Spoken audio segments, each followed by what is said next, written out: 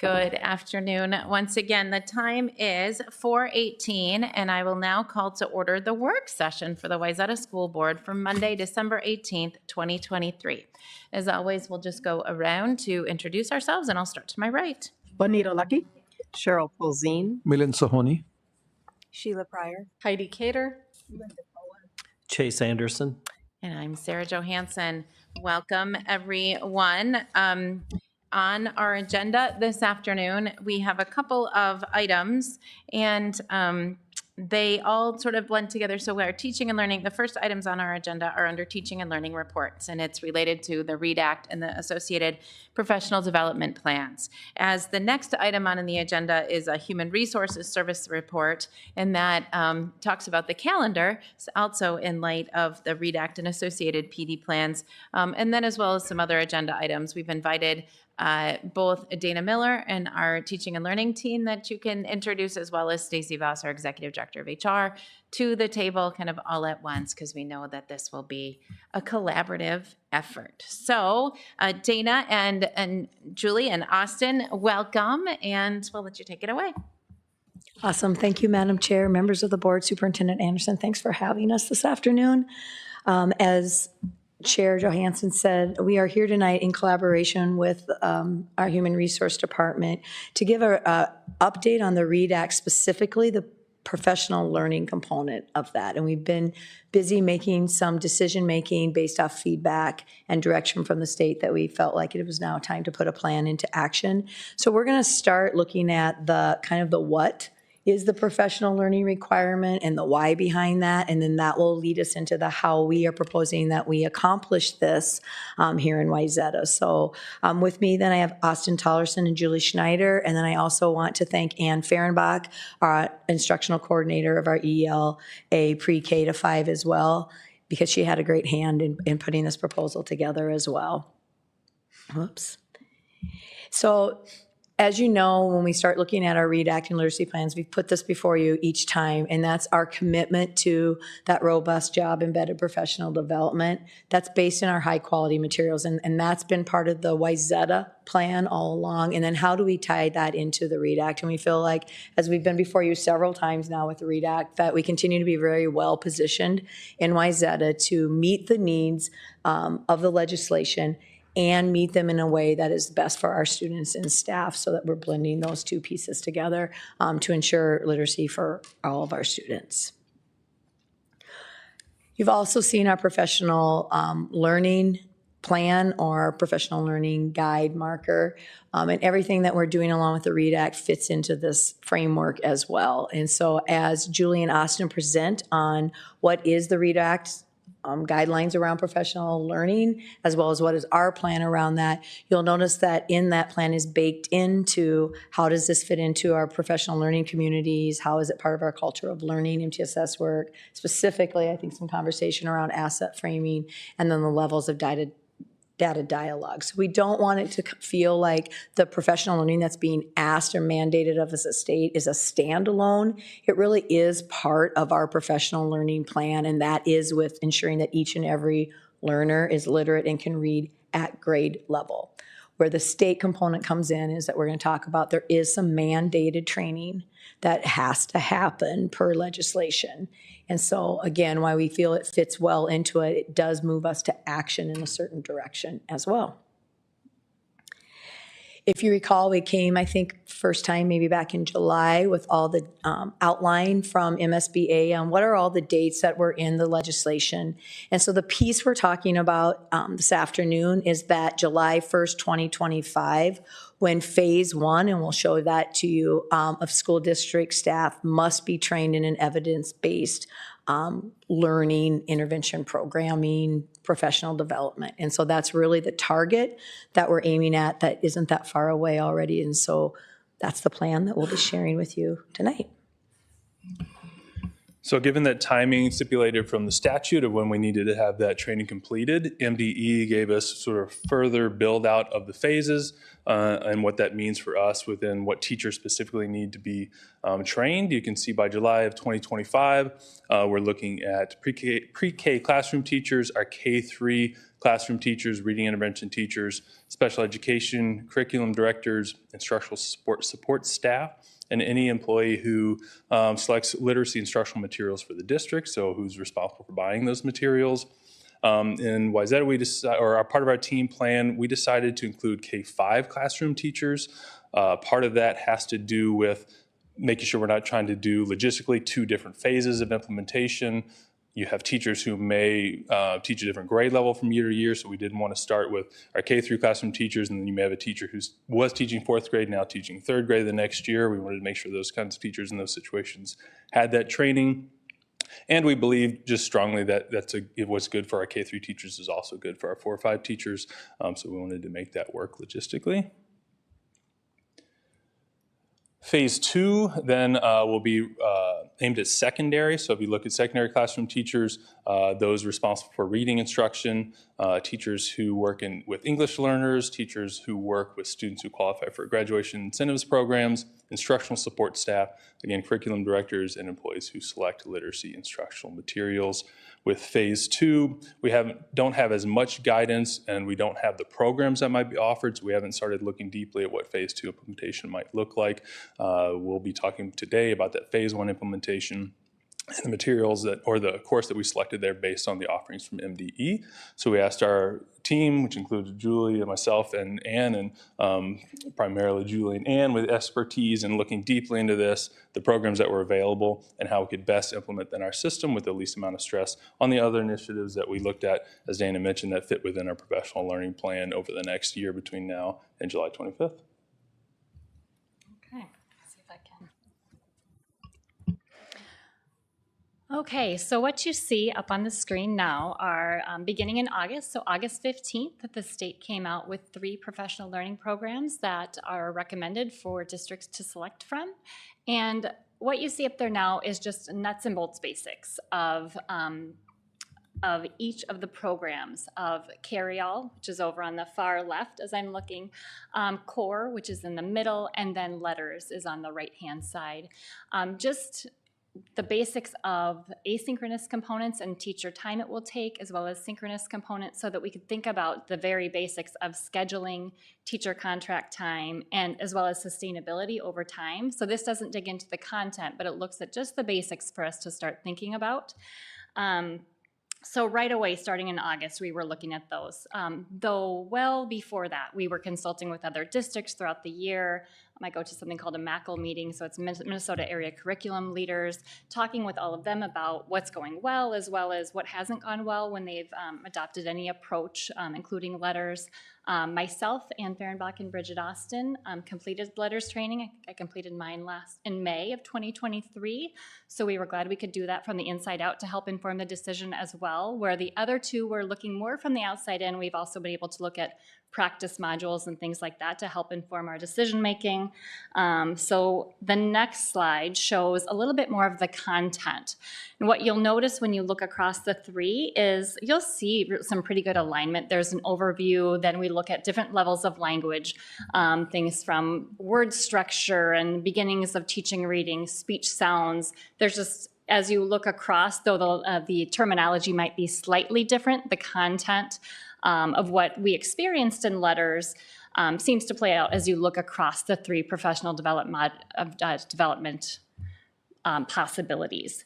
So with this skeleton look at the modules, we did a much deeper consideration, again in consultation with lots of other districts. I'm always on emails or even text chains with other districts. What are you thinking now? Did you go to this webinar? Did you learn this? So we've just been really harvesting any information we can about all of these programs in order to make a more informed decision. And the next slide details a little bit more of the rationale for why we are recommending Core. The Core is, we haven't been able to experience it from the inside out. We have been able to do practice modules, learn about it through webinars. We had a Zoom with some Core leaders where along the way, we're really taking careful steps not to make a decision up front, but just to learn as much as we could about each option. And it was really solidified after we had that one-on-one Zoom meeting with them where we could ask all of our Wayzata specific questions, including how it aligns with our current curriculum. So you'll see those bullet points up there. Like all the programs, it's going to provide content-specific knowledge across reading domains. So what we'd consider the big five of reading. Teachers, one thing about CORE that we really appreciated is teachers use their own core curriculum when they're going through all of the practice modules, so they can lean into the work and their resources they're actually using with students day to day, and then think about those high-quality practices in relation to those. CORE comes out of California, and it has a focus on multilingual learners and structured literacy. So lots of good best practices, not only for multilingual learners, but for all learners.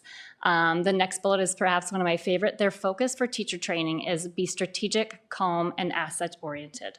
So asset framing learners and learning, and thinking about all of our students, which aligns with our focus on each and every in our mission in Wayzata.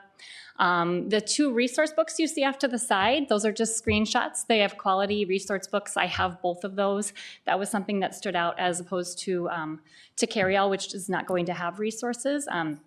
That's still in development, but I did have the opportunity to ask them, will you have resources for teachers to walk away with strategies? And they're not going to have, at least at this time of the webinar that we asked, they're not going to have those resources.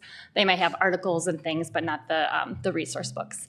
Reputable literacy leaders on board, research-based. CCC, our current curriculum, has been affiliated with CORE for several years.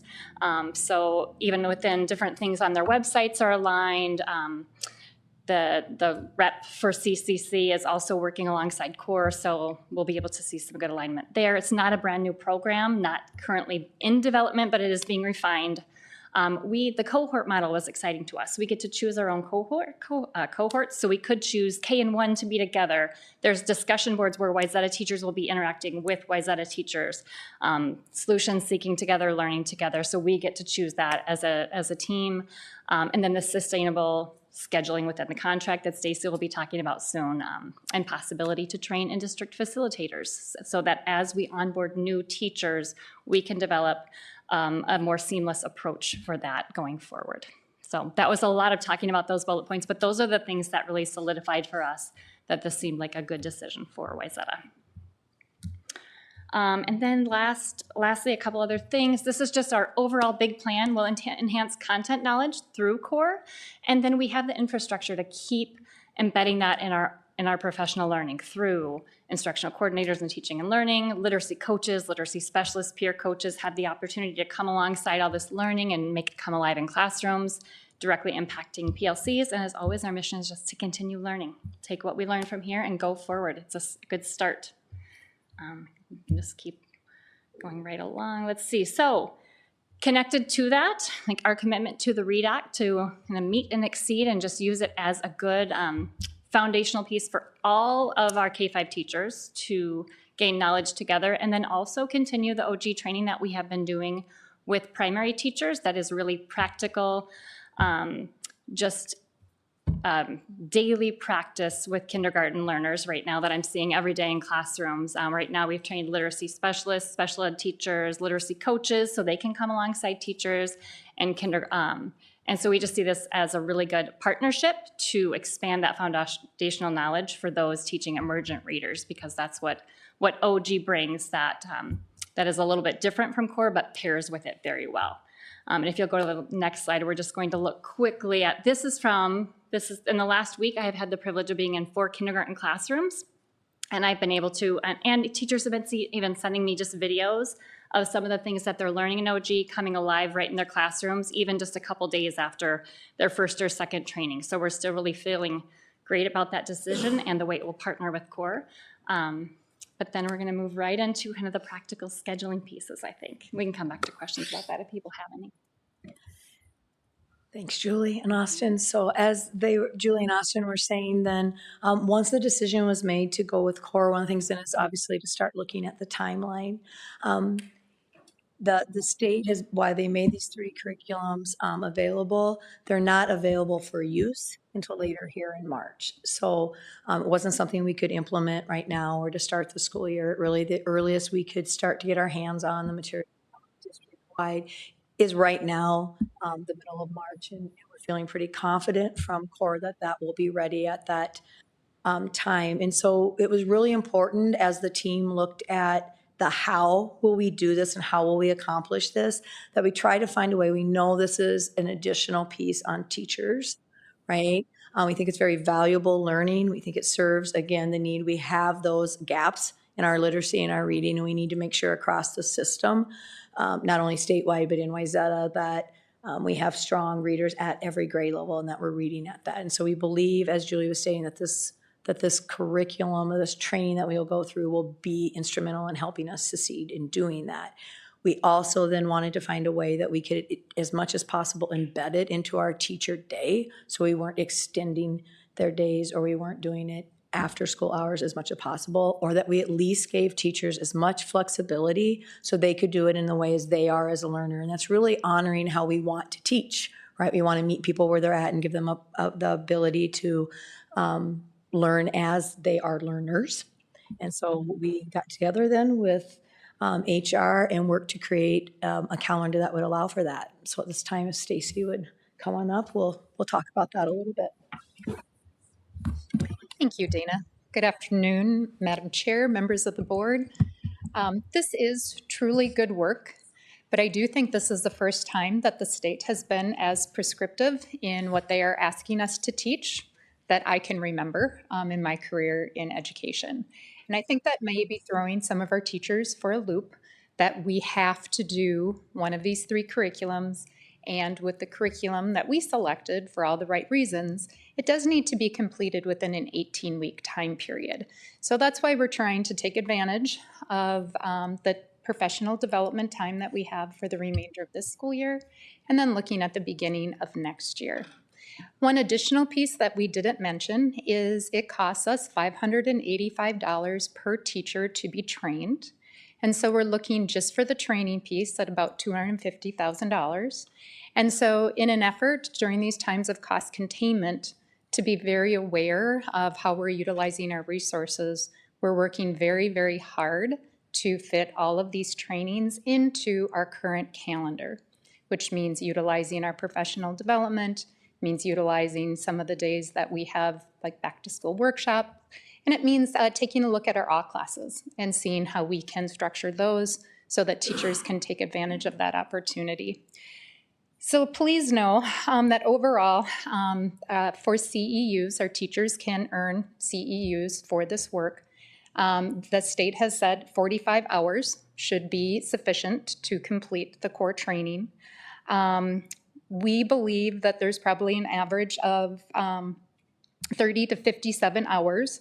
And we, within this calendar that I'm going to share with you, have scheduled 53 of those hours. So again, just trying to demonstrate that we really are trying to do everything we can to acknowledge the additional workload for our teachers, to fit this into their already established work day, and to provide as many supports to them as we can. One thing I will point out is WFH is work from home. So we are offering all of this training to our teachers in the platform of they could do this work from home. So with that being said, this is how we have structured our calendar and the completion of this good work. Please note that this has been run by our Wayzata WEA, the executive committee. We asked for their feedback and have already made changes to this plan based on what they shared with us. We shared this with the calendar committee, and we also shared it with all of our district principals. So with that being said, we're going to have the kickoff on March 29th. And so we have scheduled on that particular day, that was already a scheduled professional development. We do have microaggression training that day. So all of our buildings will have 4 hours of microaggression or a district or building professional development for 4 hours. And then the other 4 will be for the core training On April 8th, that was originally a planning day. We swapped out on March 10th, professional development day, and we're making that a planning day for elementary teachers, and then having April 8th as a professional development day to be respectful of the planning day expectations that our elementary teachers have. Professional development, again, half of that will be work on microaggressions, district or building professional development, and then the other 4 hours on that day will be the core portion. On June 7th, that again is another professional development day articulated on the current calendar. Teachers will have that entire day in which to work on completion of that last module. And then they also have a test that they have to take. I guess I should call it a quiz. I think that's technically what they use. Check for understanding. Yes. So on June 7th, they will have the opportunity to finish their last module, and then they have a synchronous quiz.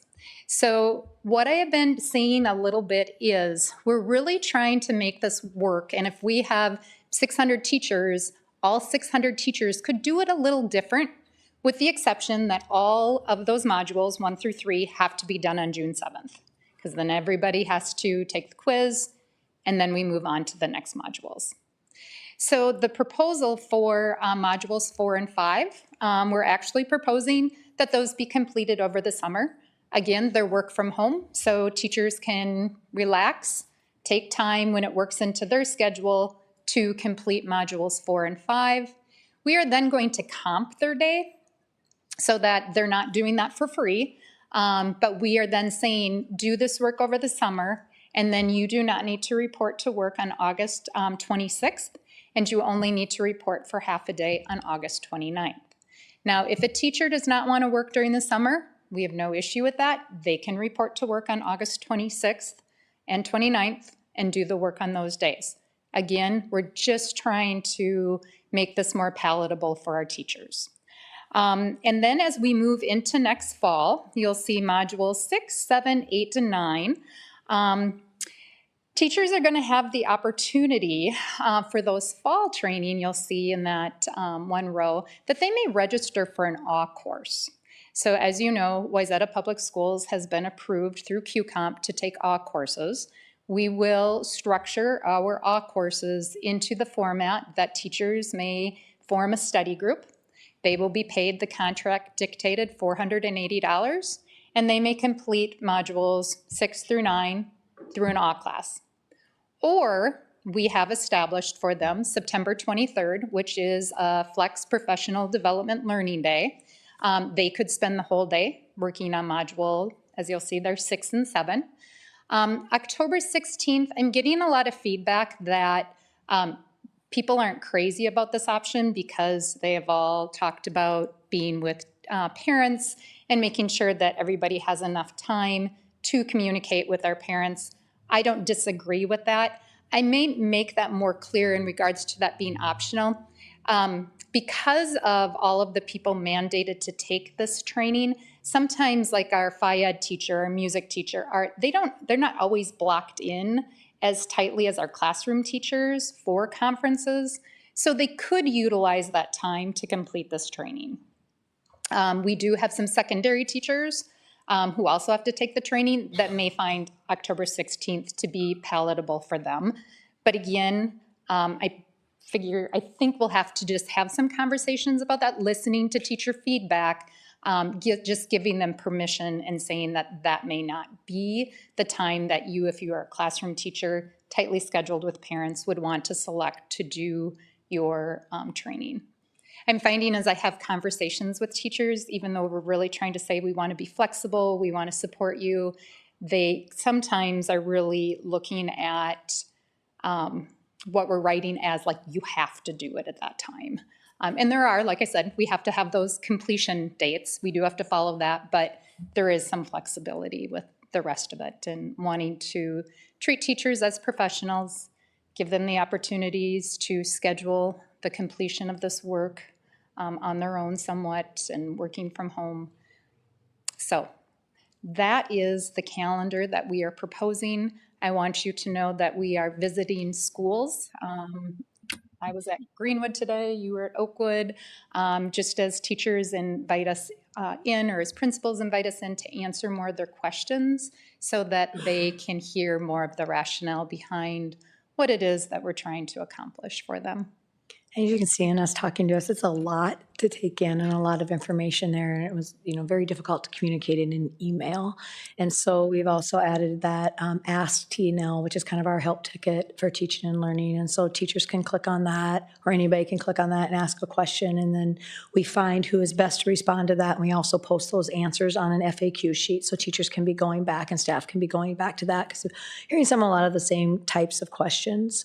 One point of a clarification that I'm hearing from our experts that wasn't completely clear to me either, so I want to own that, is at the end of every module, there is a check for understanding. So a quiz, if that's how we want to look at it. And then that provides that synchronous time on June 7th, or each synchronous time that they do meet with somebody from core, a trainer from core, and are able to discuss that. And if there were things that they weren't understanding more deeply, they have that time for discussion and deepening that understanding with their cohort group as well. So I think that even that clarification might take a little pressure off of our teachers feeling like, like they're in a college class or something and they've got this quiz that they have to. It's really a check for understanding at each level to help with that. So just wanted to add those points of clarification. An additional note that we should probably make is I anticipate that there will be changes from MDE as all districts start rolling this out, because it is not an easy rollout when you're looking at the number of required professional development hours. Hopeful that all of the vendors for these 3 curriculums are ready to go on March 1st, and just all of those pieces. But we have reassured teachers and want to reassure all of you that if changes need to be made, we will make those changes and communicate out those changes and continue to do our best work. And we've had some questions around that too, on, did this come right away or why were you waiting? And to Stacy's point, we're trying to find that sweet spot between when we felt like this was really new as the legislation passed in the spring and there wasn't enough guidance, to waiting too long and then not being able to efficiently embed it into the teacher calendar. And so as the calendar committee was meeting at the same time, we really felt like we really have to get this in so we're not having to change calendar in response to the work as well. We have had questions, as Julie mentioned, the success of Orton Gillingham. We were really believing, along with a lot of other districts, that Orton Gillingham would be on that approved list. And at this point in time, it is not. Orton Gillingham is very intensive. It's very hands-on, applicable, but I guess it doesn't have the required maybe check for understandings because you're doing it alongside. Again, we're fortunate that Julie is able to be a certified trainer for our staff.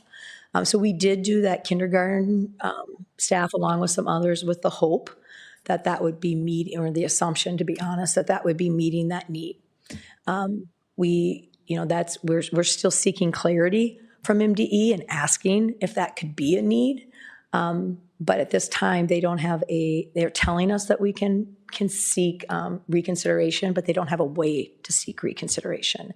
And so the concern again is if we wait for MDE to provide that, we could miss the window of getting this training done within the July 25 mark, and as well as having it embedded into the calendar.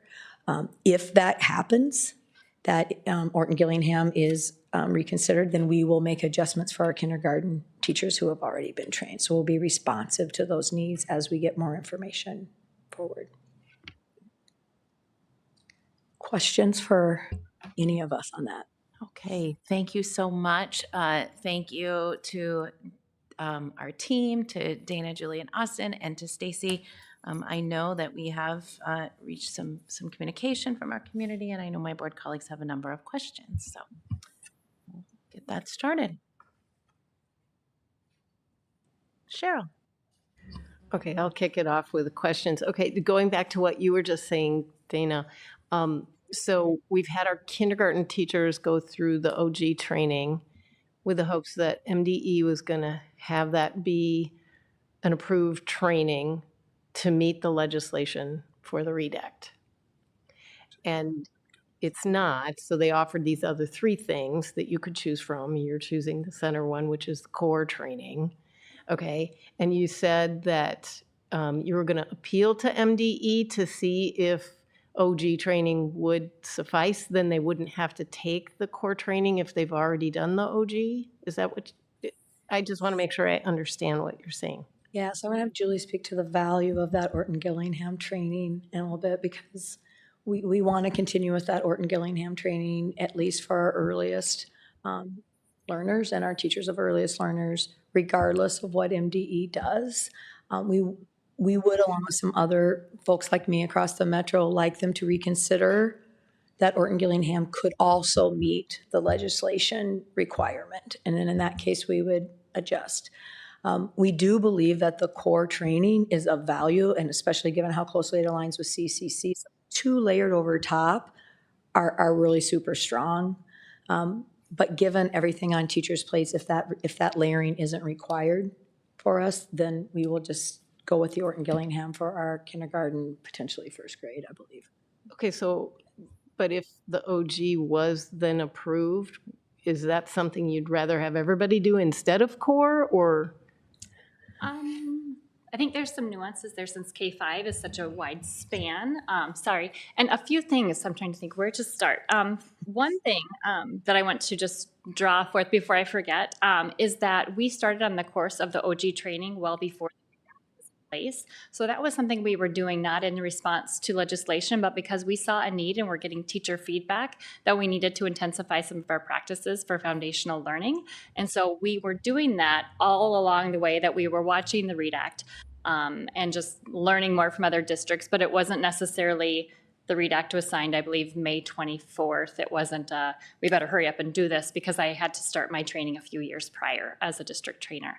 As far as if it would be K-5, I see it as really foundational for K-2 for sure. And there are some more advanced pieces of OG that certainly extend up into intermediate grades, and that intermediate teachers benefit from learning. But I don't know that we would go full scale on that. Partly just because it is so intense in foundational skills for our primary teachers. And one of the reasons, based on the way that the programs came out, I think August 15th, I know, is when the 3 came out. And about a month later, they came forth with how they selected their programs. And one of the pieces was that there were required quizzes at the end of units. So I did those all throughout letters. They're just multiple choice questions, where the feedback in the OG training that I do is I model things and they practice it with each other as teachers, and I provide direct feedback right then. So those are the checks for understanding, is that we're practicing practical strategies along the way. And like I said, I've been able to go out into teachers' classrooms and give them feedback and learn from them, and then try to spread their learning and the great things they're doing around the district. So it's not the multiple choice kind of feedback that those trainings are requiring. And all 3 of the trainings that the state has have those. So that's one of the sticking points. I have had a superintendent from another district contact me, as well as in those, the metro area curriculum leader meetings that I mentioned. Some districts are planning to petition for reconsideration specific to OG, but the legislation didn't require a request for reconsideration by a specific date. So they were required to put out the programs August 15th, but the request for consideration does not have a stop date, which puts us in a little bit of a tricky spot. So I think some districts are collaborating together to do that, but it's all a little bit TBD once the process comes forth. And of course, the concern then would be, you could do that reconsideration, they could say no, and if they don't change the July of 2025, then you're going to be caught. And so we just really felt to take good care of our teachers and make sure we could transition them by July of 2025, we needed to get a plan in place. Okay, and if I could just follow up with a quick other little question. You said that the training must be completed within an 18-week time period. So once they start, then they have to finish within 18 weeks. Is that? That's a recommendation. So CORE even recommends, they say 9 or 18. So 9 would be, they do the 9 modules in 1 week per module, which would be, depending on your circumstances, if it's 3 to 6 hours per week, but we know our teachers are very busy with full plates, and their work extends beyond the workday already. So 18 is just their standard for 2 weeks, 1 module. But when we talked with them, they're very flexible to make it work for district schedules. So ours extends beyond the 18 weeks, but still keeps the learning tight enough that because the learning builds on each other, stretching it out over a year really makes it disjointed. Okay. So we're not held to the 18 weeks. It's just a recommendation. Okay, thank you. That's helpful. Sheila. Mine is a two-part question. I was wondering if you could help me understand how this compares to professional development in a normal year. And second, it sounds like there's still some other professional development going on, like the microaggressions training. And I'm wondering, because a lot it has to be fit into this 18-month period, as other stuff being set aside to focus on this. Great question, Sheila. Thank you. So the first one, again, will you? Help me understand how this compares to normal year of professional development and what's expected of teachers. So we're really taking away, you asked about like the other training and microaggressions and so forth. We are going to continue just that one this first time here in March, those first 2 dates, because we did the other half. If you remember, we've had a 2-year plan of our microaggressions training. So half of our schools completed the microaggressions already last year. And so this is the other half of the schools completing that. And so in order to get all of our schools through that and still have that be connected so that we can build our other training up on that, we really need to get that one done. It's 4 hours for our staff. So we did leave that one in here this spring, but all teachers they either have microaggressions or they have a district building level PD for 4 hours. And again, that's the flip of schools that had that last year.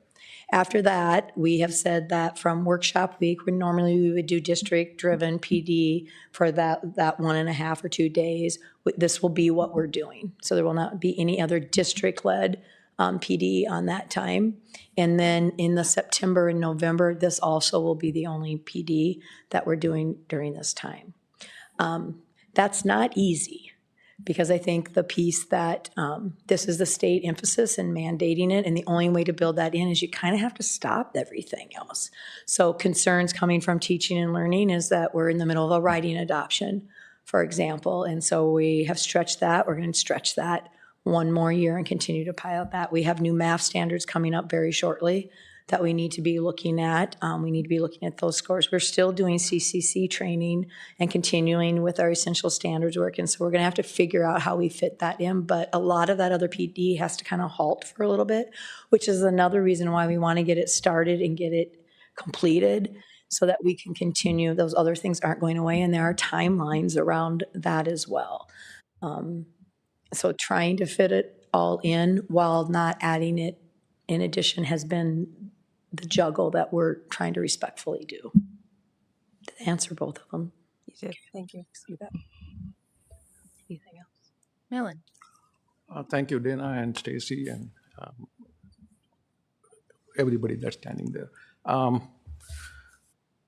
I had 3 questions. One of them actually was just asked by Sheila. I had a question about how this affects the other professional development. You already answered that. The second question I had was about what's mentioned in your email in the second paragraph about August 15th when MDE posted 3 professional learning options. 2 lines later, it says we are still awaiting further guidance from MDE. So I think you partially addressed that as well as in terms of OG. Is there anything else that you are concerned about that will happen or might happen in the next 3 months before you start training? You don't have a crystal ball, but Yeah, I wish you never know what MDE might come up with, right? Yeah. It could be simple as things like we're being told that the curriculum will be ready. We're feeling confident, but it's not our making it ready, right? There had been requests especially from the MACL group, that Metro Area Curriculum Leaders, to extend past July of 2025 because the state didn't put the curriculums out there until August and they're not available till March. We couldn't have started anytime sooner than honestly about when we're starting. And so there had been hope that maybe they would extend. My group is telling me they won't extend. I think, Stacy, you were at your area groups and there was talk that maybe they will. And so there's that possibility. Again, we've heard a lot about the money that the state has put out for this. They ear noted about $16.9 million for the professional development part of the READ Act. And if you go on the website, you'll see their very next line is, there's not enough money to cover all this training across the state. So it's not like they're giving us a pool of money to also train our teachers on. So I can't say we have to plan to spend the $250,000 on the training, and maybe we'll get some back, maybe we won't. Still waiting to see what will happen with that phase 2. It's my understanding that they may add a couple more trainings that might be more applicable to our secondary folks, and so we're waiting to see when that is and how's that going to overlap. So there's a lot, it's just constantly being, and I think Julie hawks that READ Act website pretty much daily because they just update it. We're waiting to hear what curriculums are going to be approved. So that's a piece that we're still waiting on. So there's just a lot. It's a huge legislation. It's good. The why behind the legislation is strong, so that all of our students are reading at grade level. There's just a lot to implement. One last question.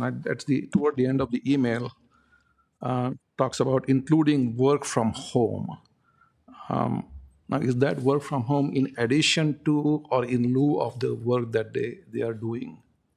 So is this going to add more work to their work from home? No, again, it's just allowing our professionals to do their learning at their convenience. And because it's all computer-based, doesn't mean that they have to drive into work. They could spend the day at home focused on doing these trainings when there aren't other expectations. The March 29th and April 8th, they can do a half a day, but they're still expected to be in at some point. But again, just really wanting to offer our adult learners basically the opportunity to adjust their learning and create their learning in a way that feels respectful to them. And the reason I asked that is because we got a lot of emails from teachers about how it's going to add more work to their already very heavy workload. So I was just curious about that. Thank you. Yeah, and we can't deny the heavy workload of our teachers. We are trying to take as many things off of their plate as we can, as Dana and Julie and Austin alluded to, but we can't, this is a heavy lift all on its own. So when they say that, yes, it is. Are we trying to do everything we can to support them? Absolutely. And so it'll just, I think as we get into doing it, they will see hopefully that, maybe the modules won't take as long for them, especially those of our teachers that have gone through Orton Gillingham or the letters training. So in their 8-hour day, if they complete their modules in 3 hours, the remainder of those 5 hours are remaining for their work. So they can choose how they organize the remainder of that day doing the work that is pertinent to them. We're not going to structure that. Their building principals aren't going to structure that for them. So there is some flexibility again. Okay. All right. Thank you. You're welcome. Heidi. As I think about how this is structured and the concerns that our teachers have around workload, did you consider at all changing the calendar? Did you consider adding, taking away contact days in order for teachers to do this kind of training? And what kind of impact would that have on our system-wide? So teachers are contractually obligated to teach 172 days. That's a board action that's stated in their contract. Of course, if as a board you determine that, yes, we want to give teachers days to do this work, we can have that conversation. Some of the pieces are if we just want to give them time to do the work at the beginning, it could extend the school year, because whenever we add time that isn't student contact time, it could extend the school year. Or, yeah, that would be a board conversation if that is the direction that you wanted to explore. And I do think one thing to keep in mind is the why behind it is so that we're closing an achievement gap and students are getting high quality instruction. So we were also very cognizant to find time that didn't subtract from direct student instruction. So if we were to take days away, for example, in student instruction, then that's time that teachers are losing in front of their students. And that, again, would have to be a decision to do, but it would mean students have less time with their teachers and less time in their learning. So that's why we tried to build it into time that was designated for teacher learning time, that didn't subtract from the student. Right. We're also trying to be respectful of the community. I think the survey that I had shared with you earlier this year was about, our parents really wanting their children in school with the student contact time. So again, just trying not to be disruptive. We do believe, if you look at the hours, we do believe with our professional development time, with our AWK courses, our teachers should have plenty of time in which to complete this work. But of course, we're always willing to engage in those conversations if that's what the board believes is the best route. I think that's been a big point of clarity when we've been out in the buildings is we gave the range of hours that CORE gave us, which is that 3 to 6, which is a big range. And I think CORE does that. But in Julie talking with CORE, they said it's usually around 4 hours. And the CEUs that teachers will get for that the state are giving them for the work is 45 hours. So if we use that, we've scheduled 53 hours, and then they can also use 12 hours of time. So in essence, they could have, 65 hours for this 45 hours, and then those 20 hours really are for them and at their discretion.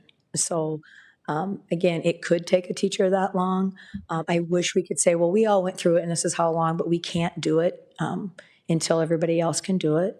And we will all be taking CORE as well. So the entire teaching learning time, our principals and so forth will all be engaging in this work as part of that requirement. So we really do feel like we've done our very best to try to embed as much and more time in there as possible, and then give teachers back that time if it doesn't take them as long, and allow them to have that flexibility. The modules, I would just add, the modules are in refinement, which we did have conversations about, Anne and myself and some other people going through completely, like we did with letters, with almost 160 hours so that we could learn about it. But we can't, because they're in refinement, and there's a specific CORE for a Minnesota page that they're refining, and they said you could look at the old ones, but it's not going to be the same. We do plan to try to work through them, Anna and myself, as soon as they're available, so that we can learn and think about if there are just things that we can do to support teachers as they go through. So we're going to try to kind of get a jump on some of it, but we don't have that option. So we could explore the samples, and they said, I did ask especially for the March 29th, because we had concerns about the half day.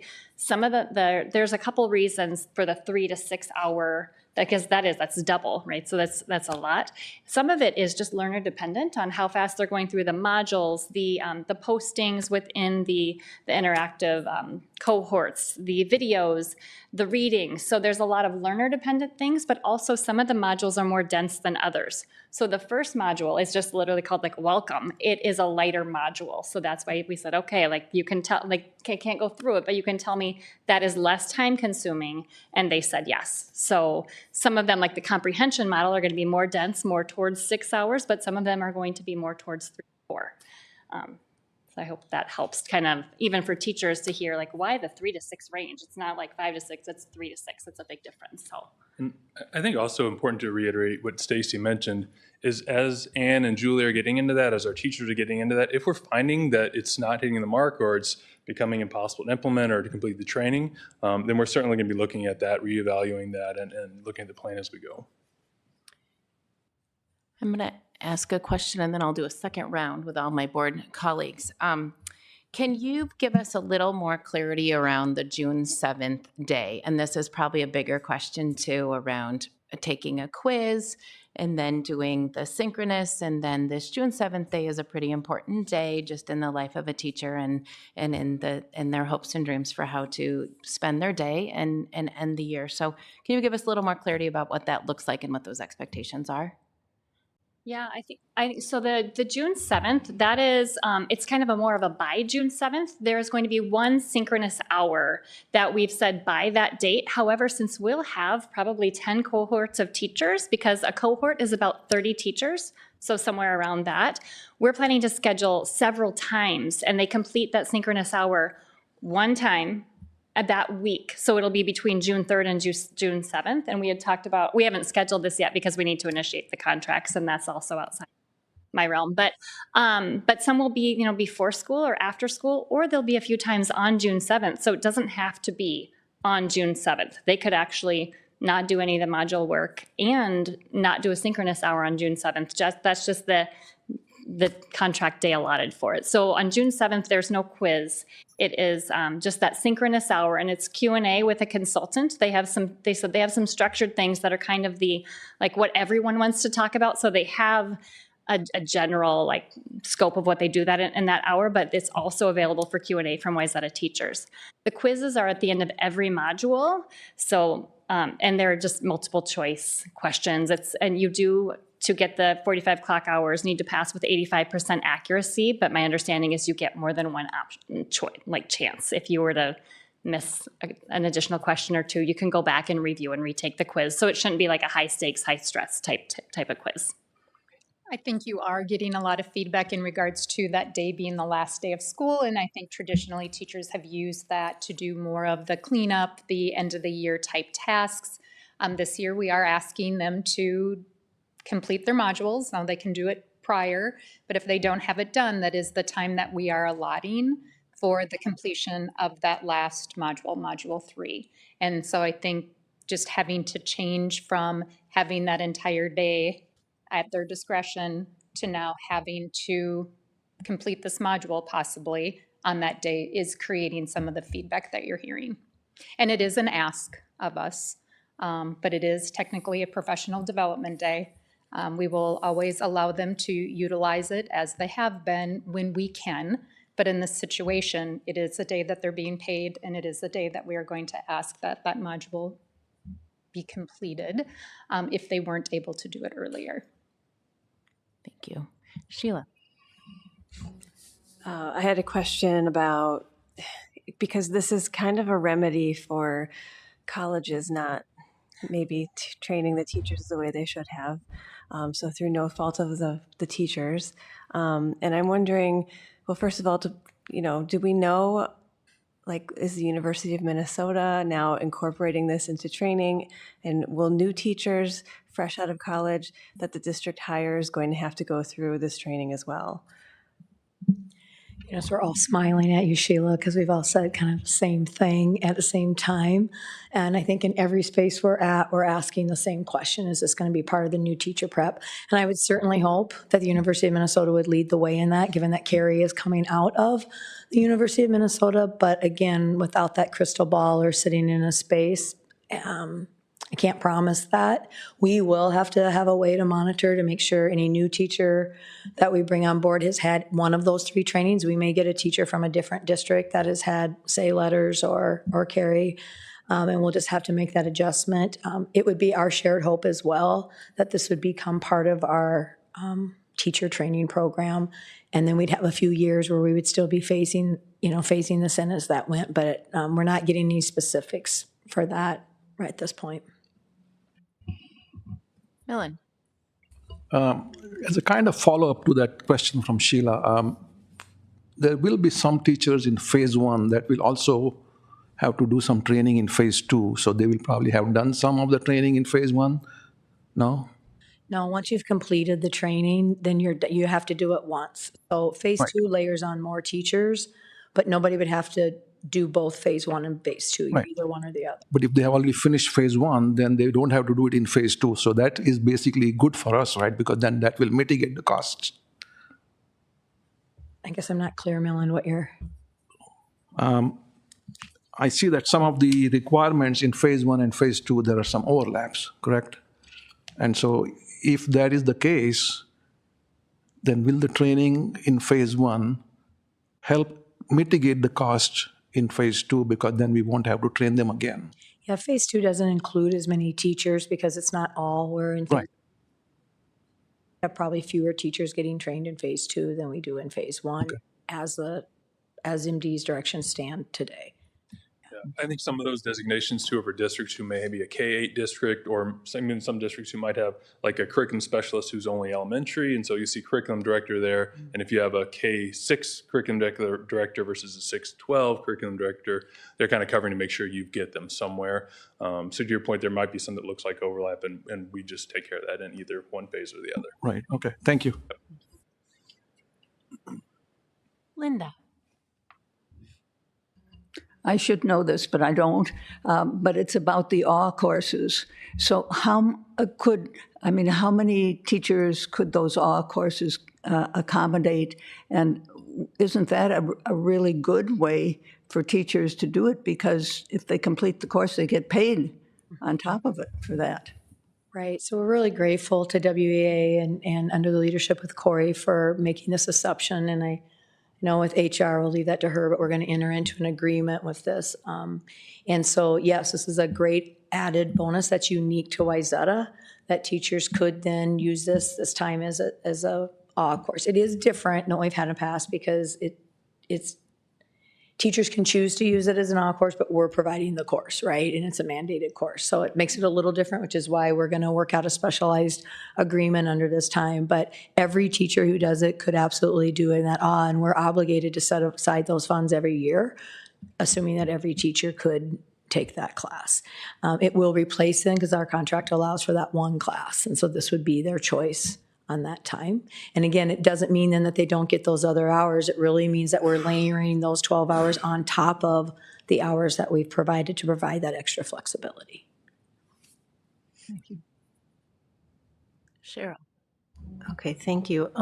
Can you help me understand a little bit more about the funding? You said that the state set aside $16.9 million for the training and that we need to pay $585 for each teacher that goes through the core training. So I'm assuming they register for the class and then they charge us for the core training registration. And so we have to pay that, and then we ask for reimbursement from the state, and they do that if they have enough money left over in the $16.9 million bucket of money. Is that how it's working? And it's only paying for the actual registration of the training. It's not paying for any time. I just want to understand what money is available to us and how it works. Yeah, your guess is as good as ours right now, Cheryl, on that. So what the state has said is they set aside $16.9 million for the professional learning part of this. And then they quickly said it won't cover all the state because it would never cover, I don't know that it would cover everybody's, just the registration. If Wayzata alone is $250,000 for this first wave, there's no way that 16.9 would cover that across the whole state. So when they say that the state is providing, and that's been true even, for the last couple of years when they've said that they were providing letters training for free, that was the course registration materials. It wasn't our teacher time. They have not come out with yet how we access those dollars. If it'll be, we ask for reimbursement, they decide. So we don't know how we're getting that money back and if we're getting any of it back. So if I shared with Chase and our finance committee, we need to assume that we may not get any of it back and then hope that we do get some or all of it back and then use that money to fund, phase 2 of that. But there's just not real clear direction. And again, part of that we keep watching on how we get that, how that reimbursement is going to happen. So. Thank you. Sheila, and then Heidi. Just one more comment, and for any teachers listening at home, just that I acknowledge the extra work that they're going through, and it is for a good reason.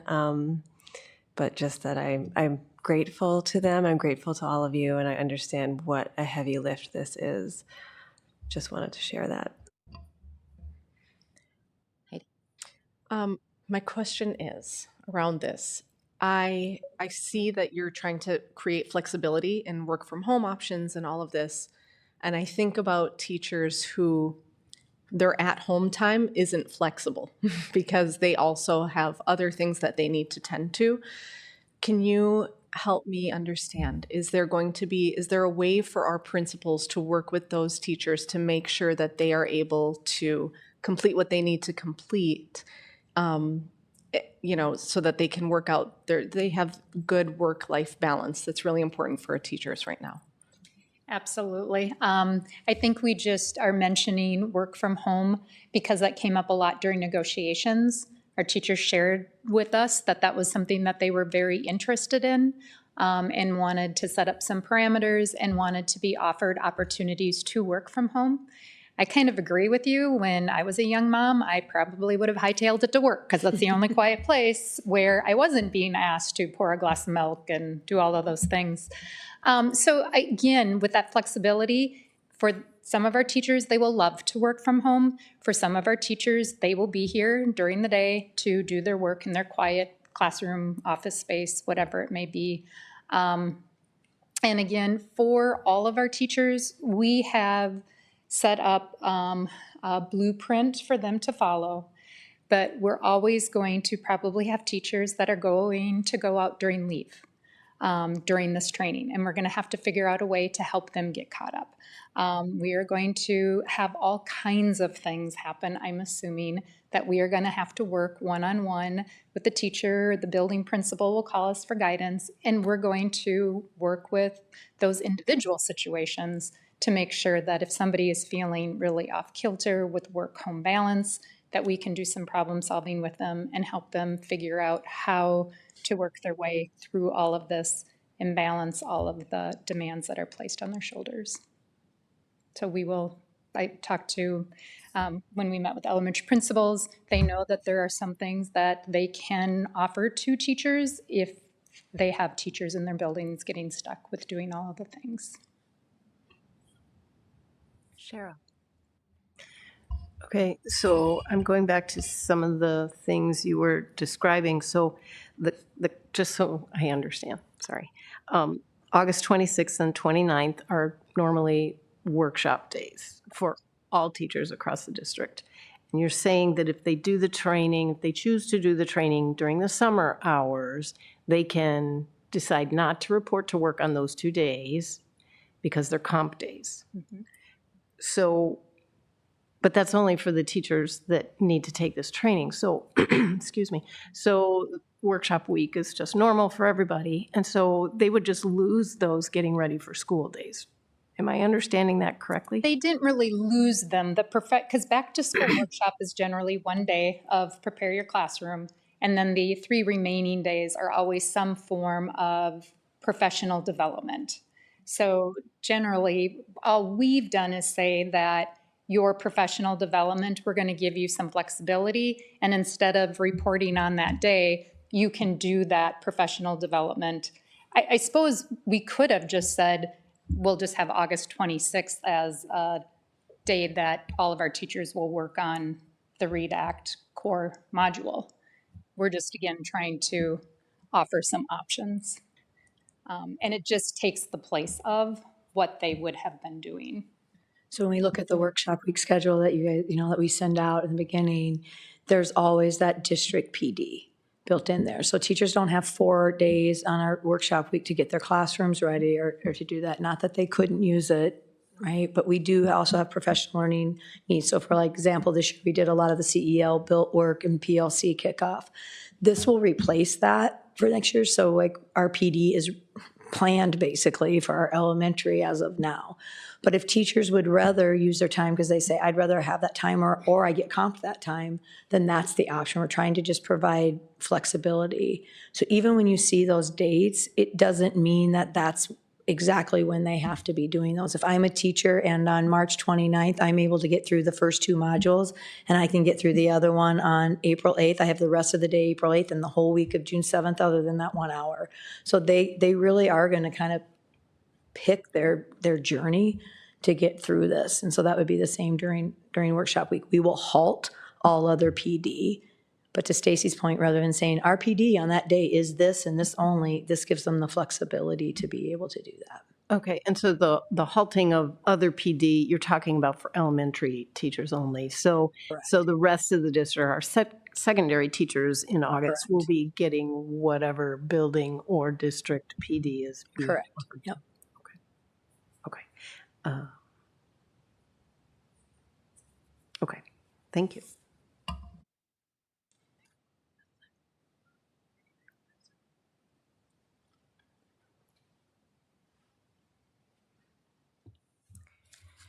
So it looks like our questions are wrapping up. I just want to confirm again, if I am a teacher that's looking at this and feeling really overwhelmed about what it looks like and the things that I'm learning, and I'm wondering how I'm going to make it fit, and I'm concerned about how that will all happen. What are my pathways for sharing my input and seeking some support and finding a way to navigate this most important yet most difficult learning journey that we're asking them to do? I think if it's ideas for the greater good that could have a positive impact on everybody, that should come to Dana or myself. If it's something personal that they're struggling with, then go to the building principal first. And if the building principal needs some help with brainstorming or support, they'll come to either Dana or myself. Okay. Do you agree? Would Anything agree, else? yeah. Okay. And we've tried to provide multiple avenues to quickly get us that feedback. And then like Stacy said too, we just decided today, it's a lot and we acknowledge that. And so that face-to-face opportunity is so valuable. And so we're building that time.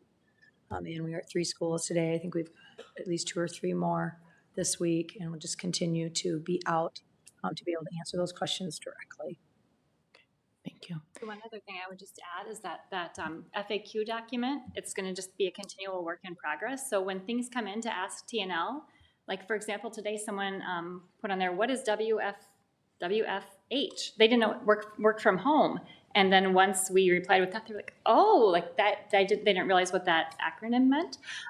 So we add those to the document, and that's going right on the Teaching and Learning website that we have a soft launch now, but we're kind of checking, just kind of getting feedback, and then it'll be out there for them to consistently revisit in case someone else has a question they thought of. So we just want to be really responsive and answer all those questions. The little ones like what's WFH, and then the big ones about teacher time, because those are important.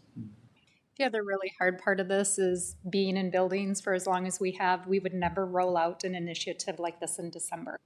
This is a hard time of the year for teachers as they're adjusting to all of the excitement, all of the changes, all of the things that they have on their plate. And December is generally not the time of the year where we would choose to roll out such a significant change of practice and professional development, just because we know that stress levels are high for our teachers right now, and this did not help. Thank you for that acknowledgement. I think we concur that it's challenging, and we will get through it.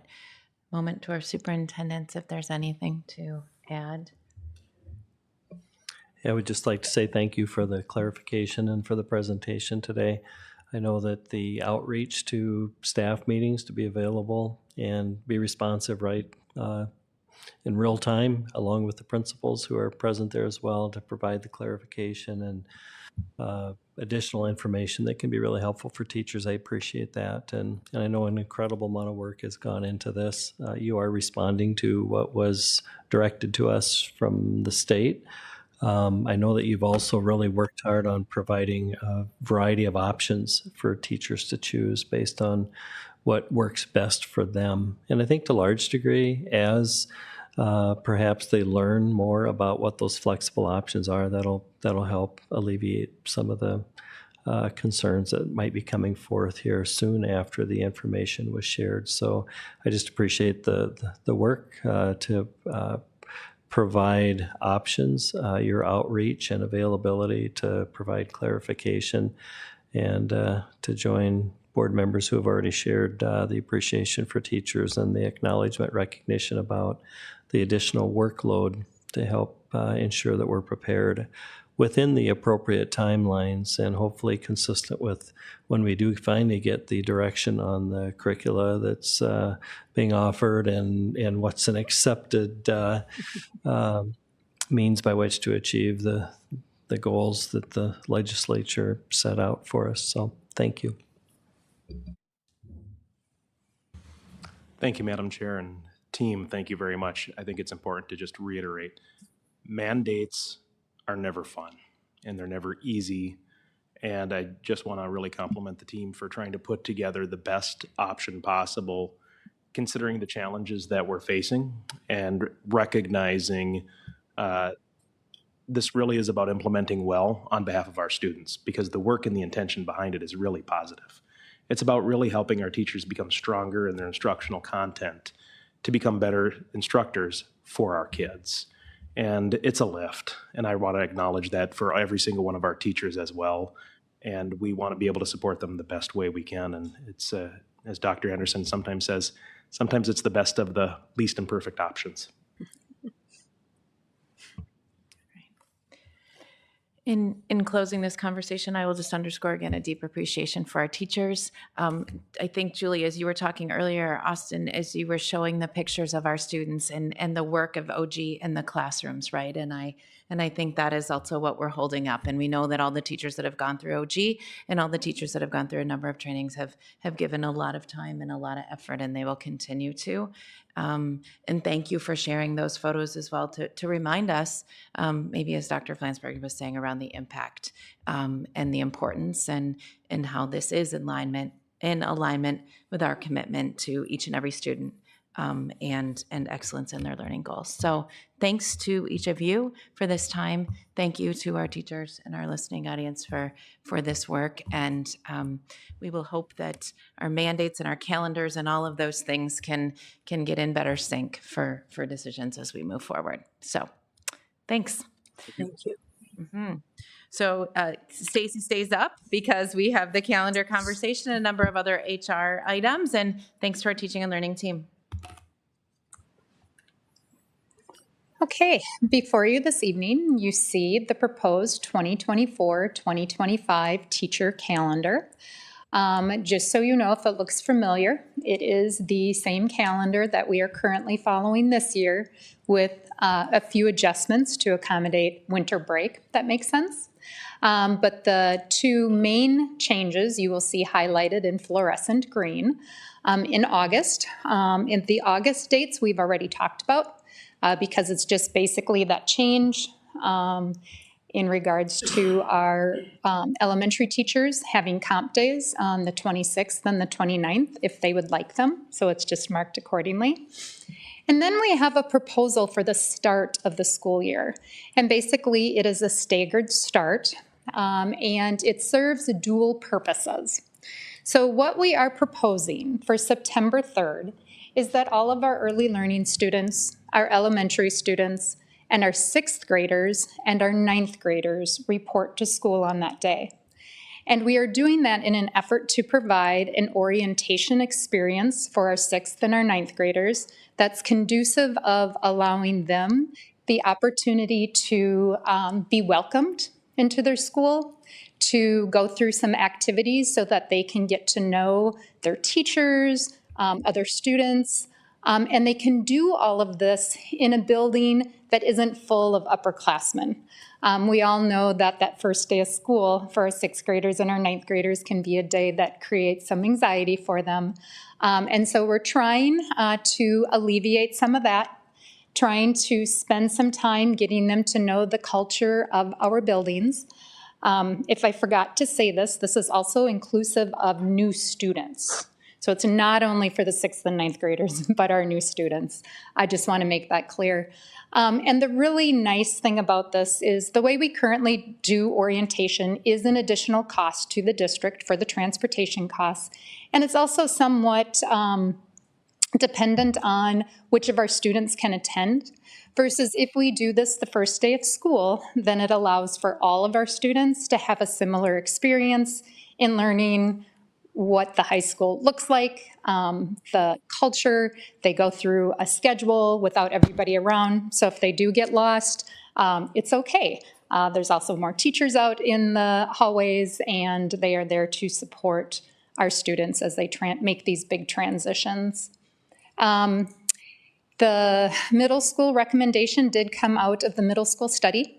This is the best practice, and Mr. Gangler from the high school has asked me to consider this as part of the calendar, I think for probably the last 3 years. We just have not had the opportunity with all of the things to engage in that conversation to its fullest extent. All secondary leadership met last week and unanimously support this proposal.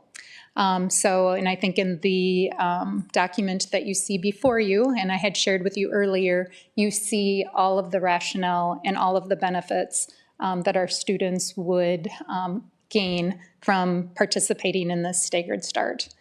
And then that means that then the first full day for everybody is September 4th, excuse me. Our middle school principals and our high school principals will be working out what that looks like for our teachers. With the Link Crew, there is an articulated plan during the day. With middle school, since we do not have web, which is the middle school component of Link, all of the teachers at our middle levels will have to be a part of planning what that day looks like for our students. So that's what we have for the start of the school year. And then as you continue to scroll through that calendar, you'll see probably the next big change is winter break. We will be adding December 23rd as a non-contact day, the day prior to the 24th, and then the holiday on the 25th. We will return to school on January 2nd, so it's a short week, the 2nd and the 3rd. But then you'll see there's no changes then for the remainder of January. February looks like it usually does. We did remove, as per the WEA contract and parent feedback, there are only 2 planning days that are in this proposal of the calendar. November 7th and then April 7th will be the 2 elementary planning days. We did not change spring break. That still follows the end of 3rd quarter. And then the end of the school year will fall on a Thursday for our students, and then for our teachers on the 6th, which our teachers like, because then with that comp day on Monday, they are done on Friday. You will see below all of the student contact days, including the teacher contract days. Yes, so I think that captures the highlights of the proposed calendar. Another rationale for not creating significant change to the 24-25 calendar is there's enough change for next year, and we felt that not adding any additional changes may be beneficial across the board. Any questions? So before I open it up for questions, we'll also just do a point of clarification. This presentation this evening is for us to receive the information and to get a little more context. And then the board indeed will approve a calendar, and that will be contained within our organizational and regular meeting in January. Correct. Yes, at this time, as you know, we have a calendar committee, which exists of representative from each one of our buildings, and they bring forward feedback, and they saw this calendar last week. So they are now in the process of going back to their buildings, back to the teachers and the staff in those buildings to get their input. And to see if there's anything of concern or anything that they still propose as a change. But I anticipate, we've heard some feedback in regards to the staggered start and elementary teachers. So we've been having just initial conversations around that. But a lot of the times, like I said, with the staggered start for 6th and 9th grade, that's been a conversation that has been in the works for a couple years, versus I think some of the proposals that our elementary teachers are bringing forward are really good. It's going to take a little bit of work with teaching and learning to make sure that we vetted and we're making the right decision with the requests that they have made of us at this time. Linda. I think the orientation days are really good and important. Do they count as student contact days or not? So that's one of those pieces that we need to vet out. Now, if you notice in the counts, we not count it as a day, but there's also no reason, just based upon the age of the students, the 7th and 8th, and then 10th, 11th, 12th, that teachers couldn't have them do some kind of, it could operate like our flex learning day, where students would have expectations to read through their syllabus, maybe, read the first chapter, do some kind of reflection, getting to know you type activity.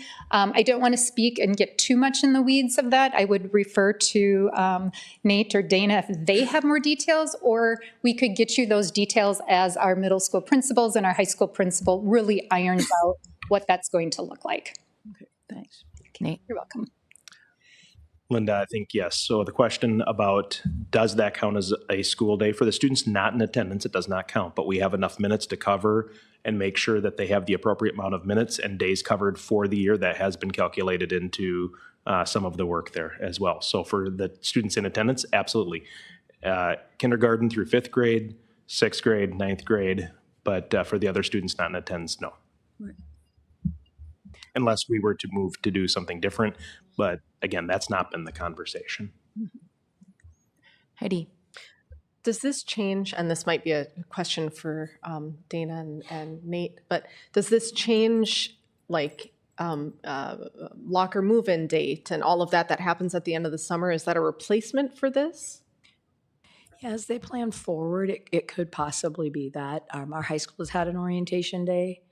So this would just be clearing the time out on the calendar for it and allowing all students to get there, and the same as the middle school. One of the big pieces of this is the allowance for all students to be a part of those orientation and kickoff days because it's a school day for them. So it's a huge win for our folks. Having done this as a middle school principal and moved to that 6th grade being a day, it was game changer in the climate of our building. It allowed our 6th graders and our 6th grade parents to make that transition smoothly, to have all the time they needed to practice their lockers, to be able to practice their lunch number and get through that lunch line, to walk around and find. It allows us to embrace some 8th grade leaders. So the high school does link crew during that time, and middle school will be doing something very similar. And we will be looking at, do we want to do web, which is the actual formal middle school version of link crew. So again, I can't speak highly enough about when we talk about the student experience and each and every being able to start our schools in this with the same experience. We shouldn't be relying on if they can get there for it, but we should be guaranteeing that all of our students have that experience, and this allows us to do that. I have a follow-up question to that. So what I recall is that there used to be in the summertime, there would be buses that would come through the neighborhoods and pick up the kids and do all of that. So can you explain why it is that not each and every student was necessarily attending or able to be there? So why is this more inclusive? Yeah, because first of all, that's dependent on parents' summer plans, right? And then we also haven't been able to do that at all of our buildings. So we've stopped some of that opportunity for those buses. So some schools do that and some schools haven't been doing that. And then furthermore, all of our teachers are there because it is a teacher contract day. So now every teacher is there, their rooms are ready. It just has much more of that kickoff to school feeling. You do a lot of fun activities. They get to meet their 7th and 8th grade or 10 through 12 teachers in a very relaxed format as well. So it's, I don't know how to put it in words. I can just tell you I had a lot less tears, both from kids and from parents on that day of school. And we provided that transition time for them to do a soft launch into a new building and a new experience. Millen, did you have a question? Thank you. I have a comment first and then 2 questions. I think the 7th, 8th, 10th, 11th, and 12th graders will be very happy that their Labor Day weekend will be a little longer. They may be supportive of this proposal, absolutely. Yes. 2 thoughts. One is in the boxes that are yellow, which says holiday. Some of them, most of us know what they are, but the others we don't. So is it possible to put the names of the holidays on that calendar? Correct. The calendar that will actually go before our parents will look more finished. It'll look like the one that you are used to seeing. This is the like the behind the scenes so that you can see all of the staff contract days and that we normally don't share out with our parents because it sometimes is confusing to have all that information, especially when the print is so small in those boxes. Okay. I think, Millen, too, if you click on dates, on the back, sometimes it goes into more detail. Oh, okay. Okay, yeah, that's fine. I mean, I trust you that you will eventually have something in their hands that shows what the holidays they are. Thank you for that feedback. Yeah. The second thought, and this is something I have mentioned a couple of times in past meetings, I would like us to be inclusive of the holidays, two religions, the Hindus and, the Chinese New Year, Hindu Diwali. I know the Hindu Diwali day they don't have, most people don't have a fast that day, but they do have programs in the evenings. So when you talk about Rosh Hashanah, Yom Kippur, and Eid, and you talk about encourage minimal or no homework and testing, that evening it might be tough for Hindu students that are celebrating Diwali. They have a lot of things going on at home. So I don't know, maybe you may not be able to include them as exceptions for those things, but at least mention the holiday itself on the calendar. Diwali, I know for sure next year is on a Friday, I think. Okay. Yeah, that's really, we should have been more inclusive. And you're talking about in that little box on the bottom? That's right, bottom right. Yes. Yeah, yes. we can most certainly do that. Yeah, Diwali and Chinese New Year, I think. I don't know if it falls on a weekday next year, and I don't even know if they fast that day. But at least mention those two holidays in there would be nice. Yes, good Thank you. feedback. Thank you.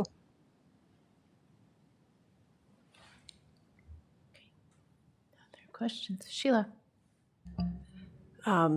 iPads, is that in the iPad pickup, I don't remember if it coincides with the 6th grader, 9th grader grade levels. Would that be part of the whole orientation, or would that still be like parents having to come and pick that or exchange those on their, during the summer? I anticipate it will be a scheduled day for our 9th graders. There may be some time for them to do some troubleshooting, or maybe for new students to do those things. I would anticipate that the majority of our students would have that done prior. But again, that's probably one of those details that maybe Dana or Nate know, or that our building principals will be working out as they plan in detail how that day will look. But it's an important part. They can't start school without their technology, right?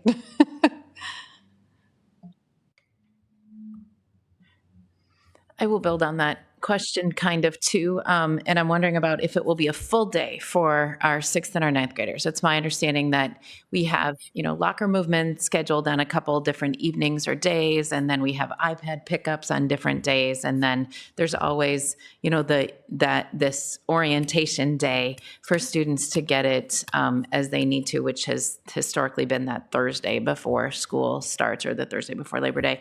And then a last resort of getting your iPad or your device on that first day of school. So do we think that some of those will still stay in the way that they are because they have kind of different purposes, but this orientation day will then be the first day of school where there's guaranteed busing, where families are expecting that they're going to be in our buildings, and they will be there for the whole day of school. And so less of just going to one class each and then checking out, but really being able to take advantage of the day and gain a level of comfort?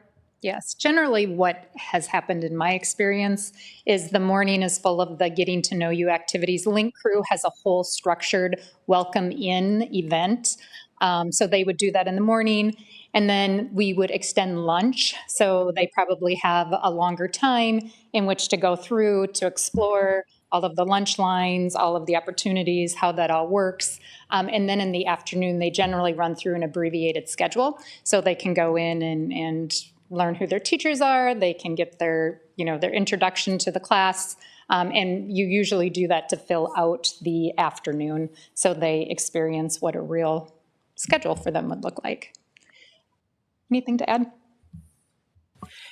And I just have a Eureka that I just have to share too. Having had children who are link leaders, there's a bit of a rub. If you're an upperclassman link leader and you're there, you are welcoming your freshmen while at the same time trying to balance being a new student in your own class. And so this schedule will also free up our link leaders a bit too to be able to do some of that work, right? Exactly. They can be much more focused and actually better link leaders because they're focused on their freshmen on that first day. And then that second day, I think that there's still events that get scheduled throughout the school year, but then the second day they're focused on their schedule and getting to know their new teachers and everything.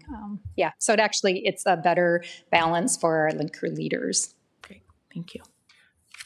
Madam Chair, I think too, as we can, and members of the board, as you consider the fact that we have the state's largest high school and we have one of the state's largest middle schools, when we consider what it's like to be a student in those settings and how overwhelming it can be for a 5th grader moving into 6th grade, an 8th grader moving into 9th grade, the image that often comes to mind is when you cross that bridge and you see that giant high school for the first time, it can feel pretty intimidating.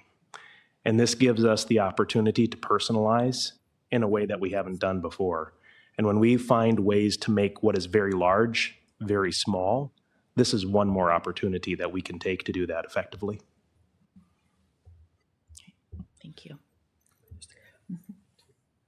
Yeah, just to build on that a little bit, I'm very supportive of the concept. I think it's important early on in the school year to develop those relationships, and anything that we can do to help get new students to the building off to a great, fresh launch, I think it's really important to do so. And I think those early days, weeks, maybe even a couple of months are so important to establishing that momentum. And I know that we've had some recent hires into our leadership positions who have been in districts that have done this and have seen that it's really a great result and has a really nice positive impact. And there may be a little bit more question around it early on because there will be a number of grade levels of students and their parents who didn't experience this.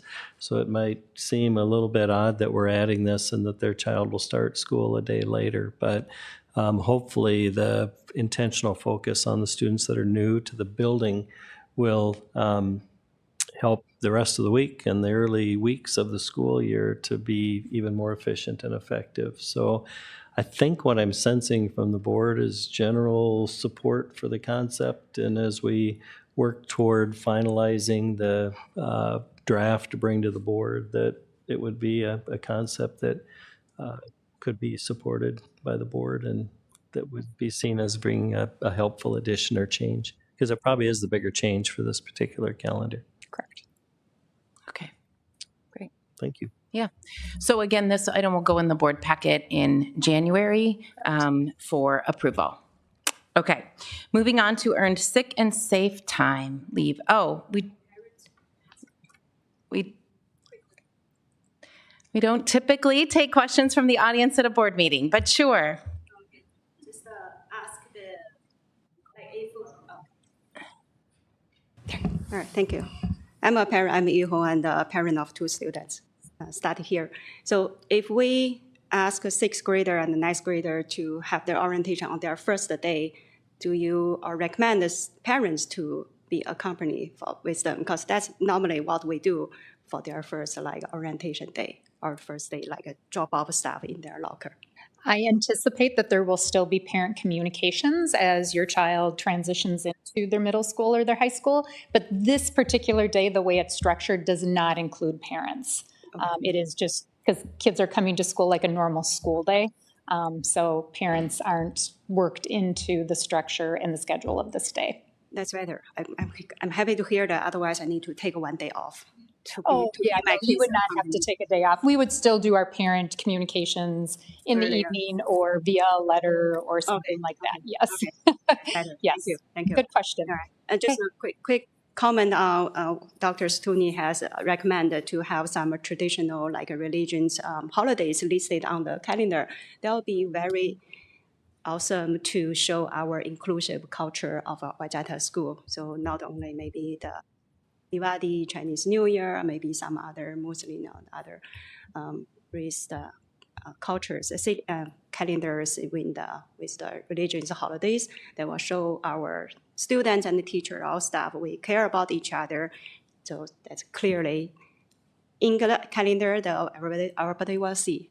So I know some high school staff, like teacher Xin Zhang, she's a Chinese teacher because I'm a Chinese American, so I care about those. So she hosts every year's Chinese New Year celebration, and those activities. We really love that. I think that's the best opportunity for students and the teachers, all staff to know how the culture of different from different region and background. Yeah, thank you for that. Thank you so much. Thank you. Okay. Thanks much. That is a beautiful day. When the lanterns show up at Wayzata High School, it's incredible. So yeah, thanks so much. Okay, Stacy, one more, the earned sick and safe time. Okay, last one on the agenda for today. The state legislative session has kept HR very busy.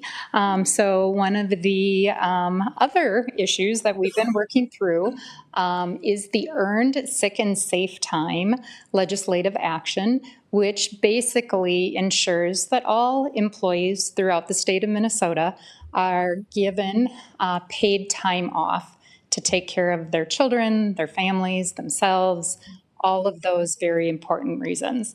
Now, as a school district that works strongly with bargaining units, all of our contracts already cover the state legislative language, with the exception on, Amy, if you would scroll down to the top part of the second page.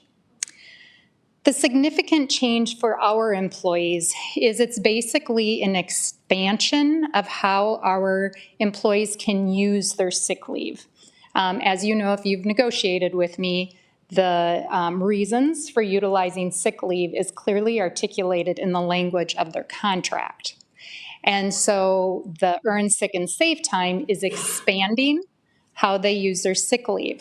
The two areas in which really are not inclusive in our contracts right now are bullet number 3, where our employees can now use a sick day if their child's school or their childcare is closed due to bad weather or a public emergency.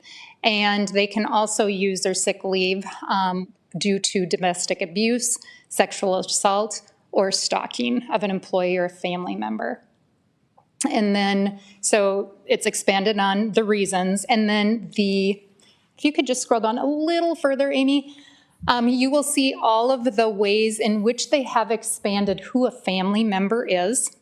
And so basically anyone that you believe to be family is your family, including that very last bullet where you can pick someone to be a part of your family, and then you can therefore utilize your sick leave to take care of that person. So the Earned Sick and Safe Time legislative language says that all full-time employees need to have 80 hours, and we meet those standards, and then only 48 hours can be used for the Earned Sick and Safe Time reasons. We are not going to monitor the 48 hours. They can use all 80 hours to be inclusive of those reasons for utilizing their sick leave. And I'm trying to think of what other highlights you would be interested in knowing. This is really a heavy lift behind the scenes, but thankfully for our employees, it will just be a nice expansion of how they can use their sick leave, when they can use it, and then really make sure part-time employees covered under a contract earn generous sick leave already. Our employees that aren't covered under a contract will now have to, they earn 30, for every 30 hours that they work, they get an hour of time off. This does include all of our substitutes. So behind the scenes, we will be keeping track of our subs' worked time and making sure that they have time off. Thankfully, the Department of Labor did work with us. There was some conversation around all of our stipend employees. As a school, the number of employees that earn a stipend and then trying to figure out how they would earn sick and safe time was quite a conundrum, and thankfully they just eventually said no, because we don't penalize staff on a stipend if they are sick. We don't reduce that stipend. So when they first started this, they were saying that stipend employees would have to earn it, but then you would actually be earning more for taking a time off. So thankfully we got it figured out, and I think we're in a good spot. A huge thank you to my HR team for doing all of this heavy lifting behind the scenes and making sure that we haven't forgotten any of our employees, and a shout out to payroll because unfortunately our Skyward platform is getting old, and it's going to take some manual labor on their end to make sure that all of these hours are tracked and then shared with our employees accordingly. But overall, I think this is a good thing for our employees, and we're happy to implement anything that we can do to support and create a good environment for our teachers and all of our employees.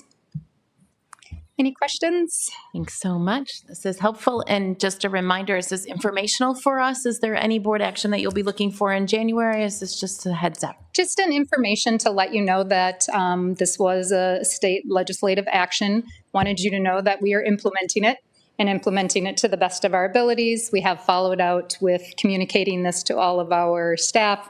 All of the posters are up in their staff lounges, and we are following the letter of the law, and just wanted you to be aware, just in case anybody asks you if we are doing it. We are. And if you hear any concerns about people like, well, I didn't get it or something like that, refer them to me immediately, because we don't want anyone to feel forgotten, and we want everyone to understand this, and it isn't easy to understand at first glance. Thank you. Heidi? You just answered my question. My question was going to be, when something like this comes up, how do you notify employees so that they know their rights moving forward? So thank you. You're welcome.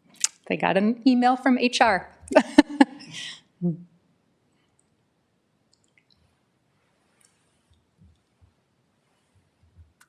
Okay, well, I'll ditto your thanks to all of your HR team. You have amazing people that work for you, and this does feel like a heavy lift behind, and we like that it values and appreciates our employees. So thank you.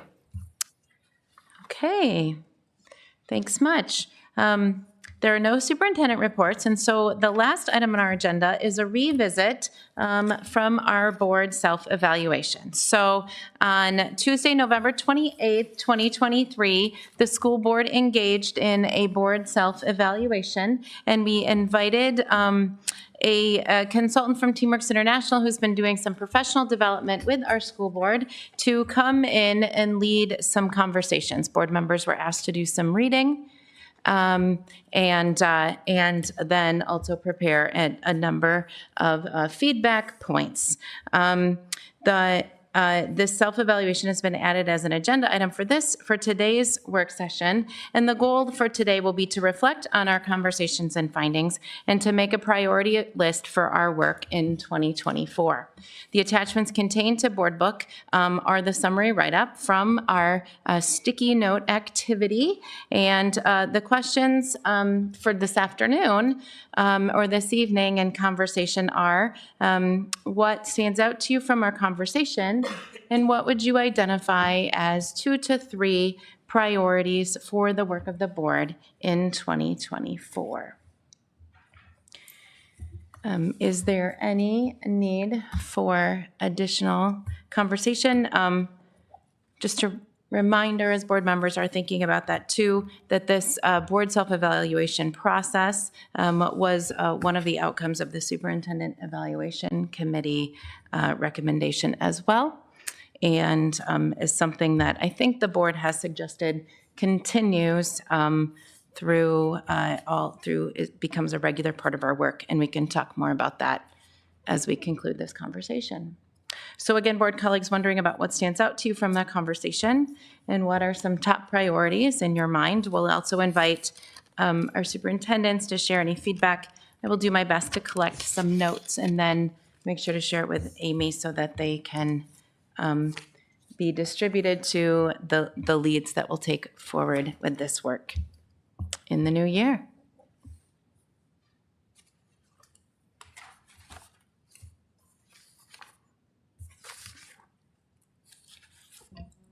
I can kick it off with what stood out to me. I'll start there. Yeah. So what stood out to me was really how engaged the entire board was, our superintendents were, in delving into some of the issues that we don't usually get an opportunity to talk about. So it's really important not only to evaluate our superintendent, but also to evaluate how we're doing as a board and our cohesiveness. And so I was really impressed, and I really appreciate everybody coming to the table ready to go. Because as you all know, we have 44 years that are leaving us. And so it was an especially important year, I think, to do that work. Okay. And do you want to share your priorities now, or do you want to just do a stood out first? So we'll do a stood out conversation.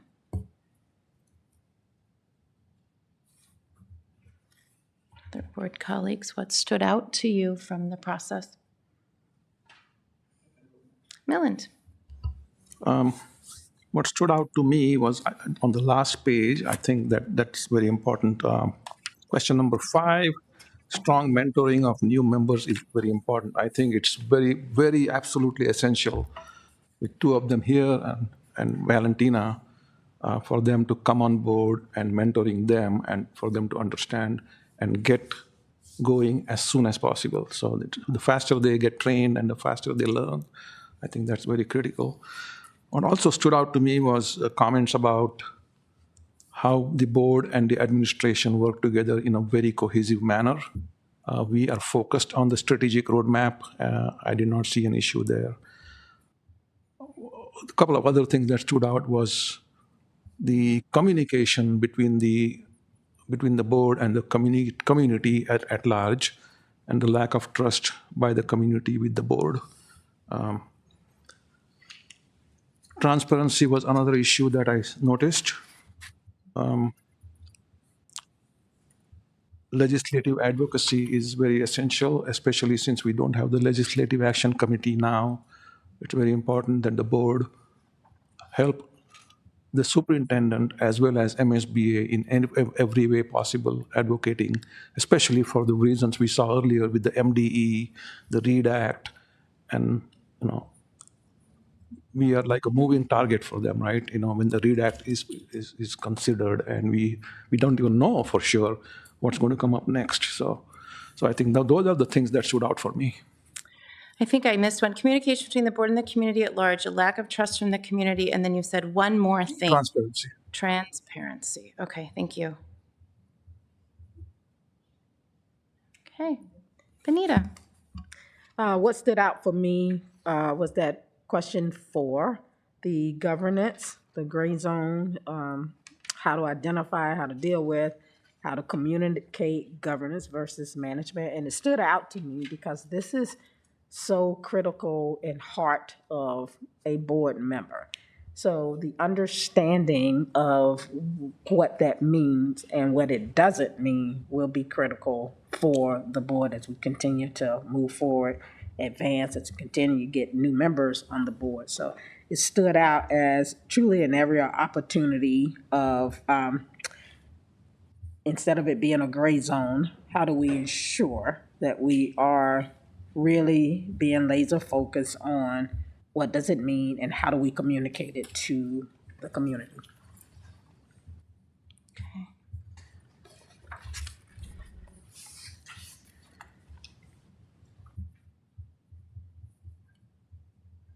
Sorry for my delay. Linda.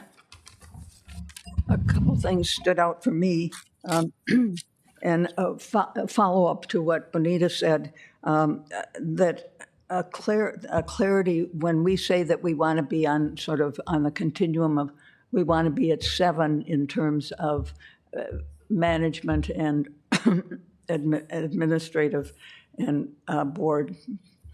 Anyway, I think the conditions or what does 7 mean could be very helpful. And also the conditions for supporting the administration. I mean, I think that's also somewhat vague and could be clarified. Mm-hmm.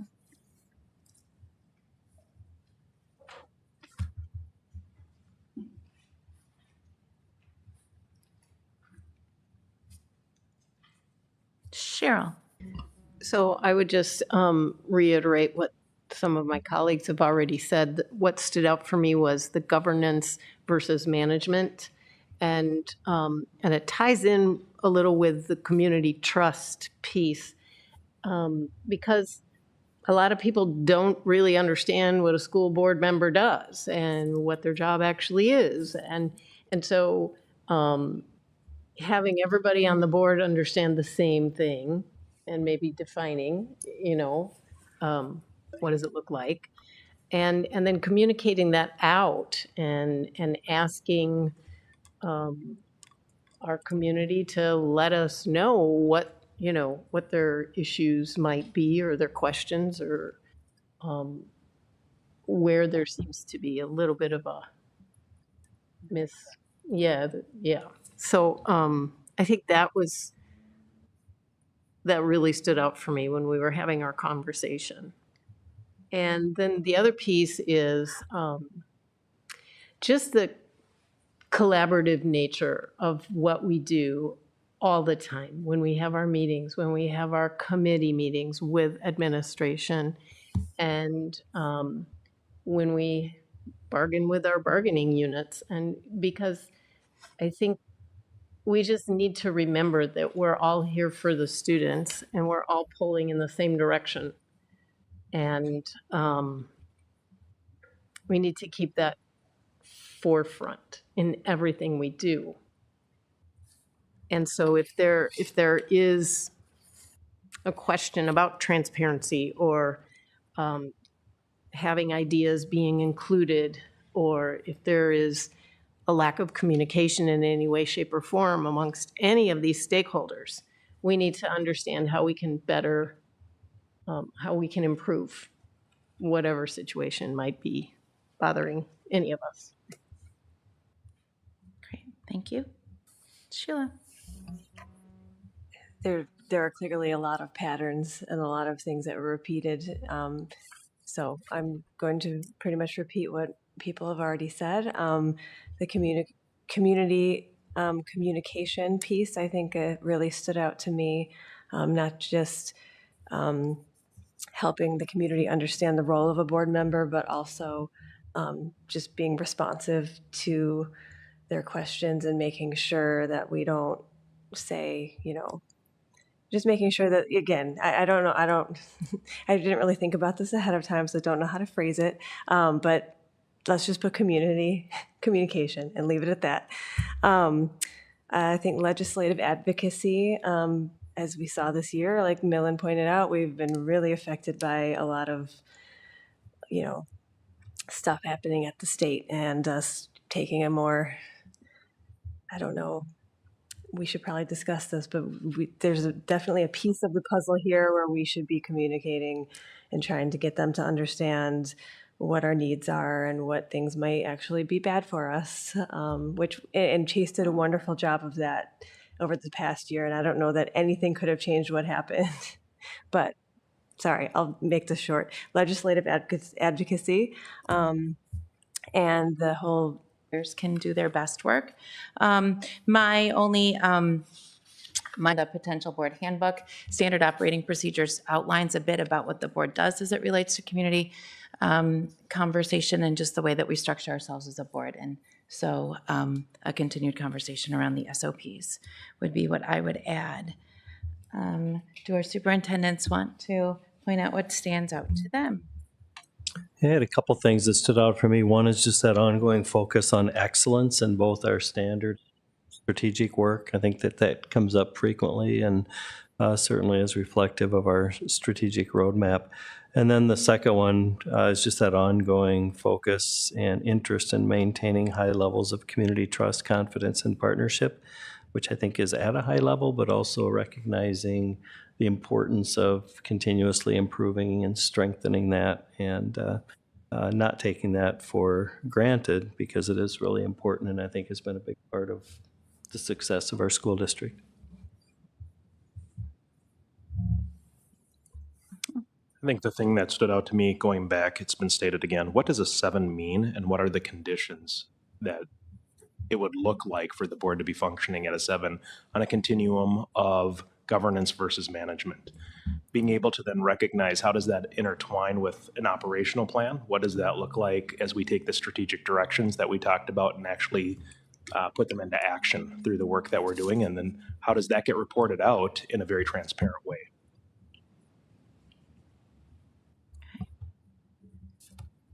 Okay, for sure.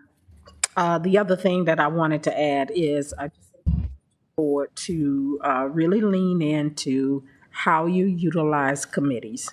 What is the work of the board member of the committee? How do you partner with administration for a committee?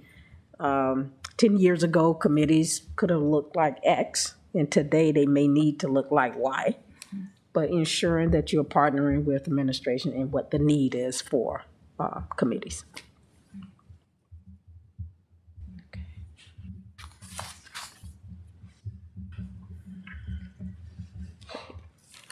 Okay.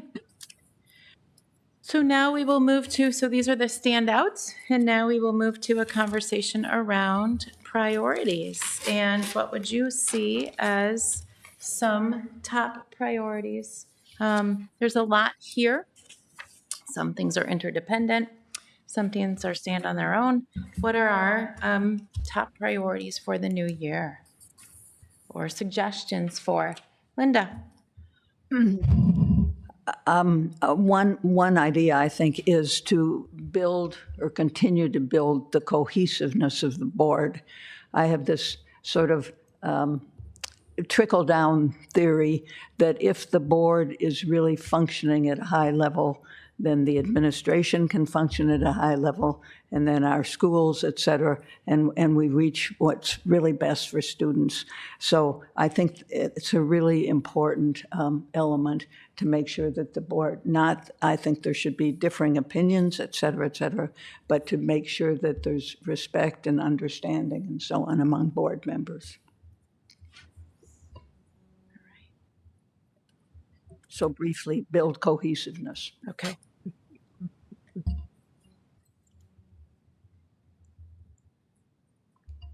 Millen. I think of all the things we have talked about, to me, not losing focus on the strategic roadmap should be absolute top priority, I think, especially because we have come up with a new direction and new strategic roadmap. So, and with the new board members on board, have them also come in with the 7.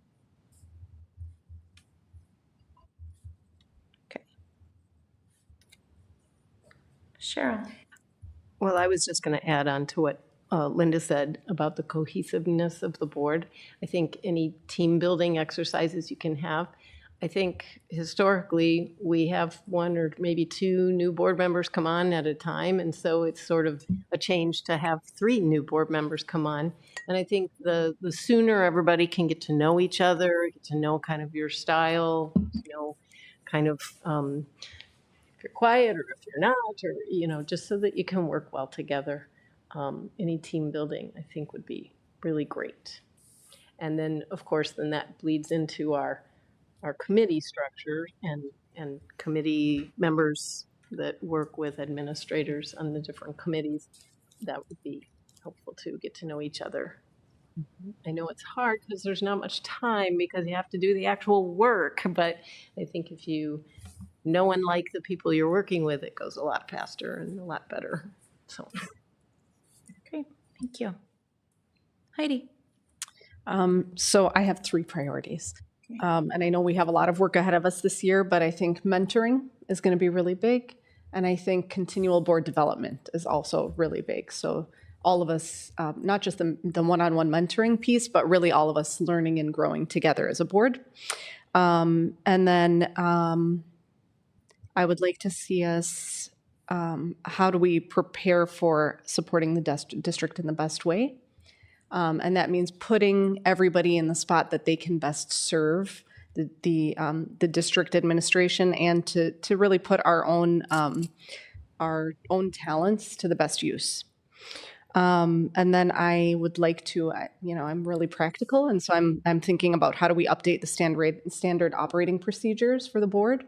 And along with that, I think that might go hand in hand with the handbook, but that could be like a step 2 if we really just wanted to focus on the SOPs. Good. Sheila. My 3 priorities are 1, public engagement. There were some ideas provided, in our discussion last time about different ways that could look. So maybe having more of a discussion around some of those options. Following that, maybe revisit our agenda planning procedures, because that was repeated multiple times. And then 3rd would be hosting more meetings with legislators. We had some of those last year, and I felt like they were really important and useful, and I hope we continue to do that and maybe do more of that. Okay.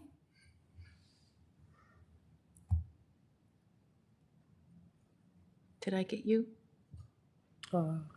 Did you get priorities? Yeah, I think you did talked I? about committees. Okay. Committees. I just wanted to make sure. Okay. You kind of were, you kicked us off, I Okay. think, with your adding on. I will add, I want to I would like to continue to partner related to the roadmap and the DOP, really partnering with the administration on the realization of the DOP, and then really tying some pretty specific benchmarks for success and reporting standards, which would then lead to maybe the reporting to the community and transparency as we identify what we set out to do, the paths that we took, and then moving forward. I also think that we can continue to have conversations around committees and again, ongoing mentoring and training around the specific and practical ways that the board can create the conditions so that the administrators and teachers and staff can best do their work.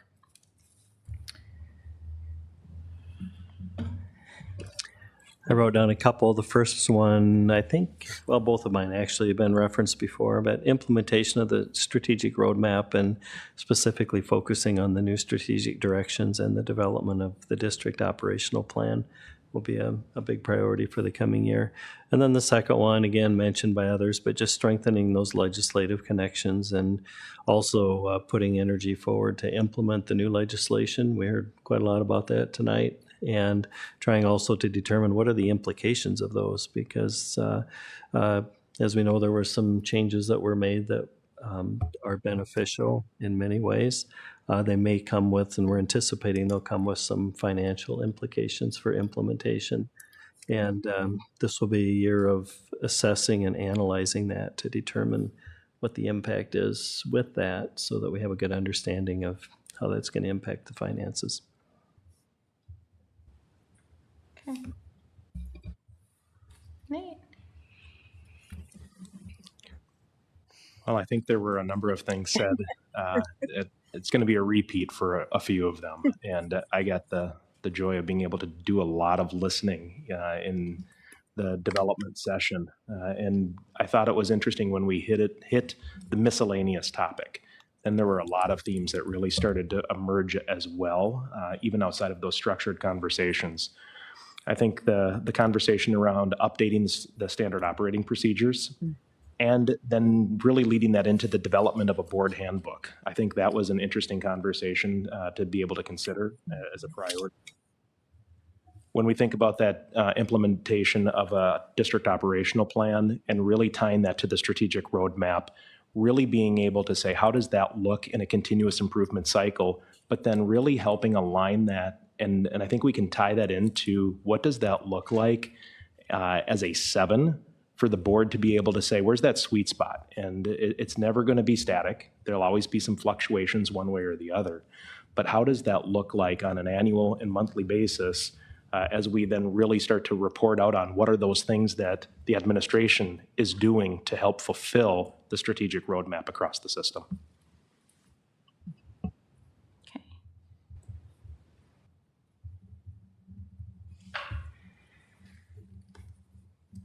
The fact that there were repeats means that we're all thinking about the same things. I think that speaks for itself.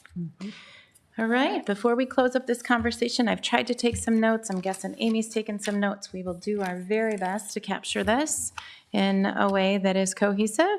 Is there anything else that wasn't asked as part of this conversation that anyone would like to contribute?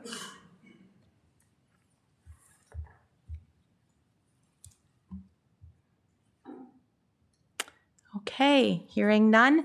This year, we will, as we move into the next year, we will determine kind of leadership and how that takes, who takes this over and how it moves forward.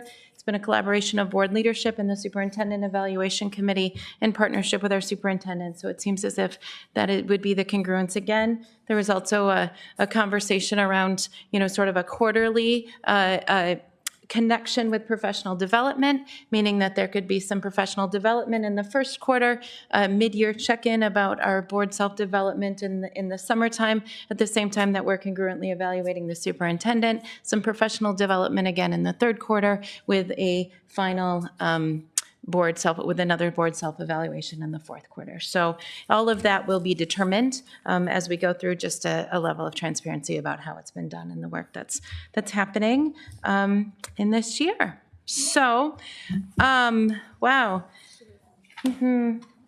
Okay.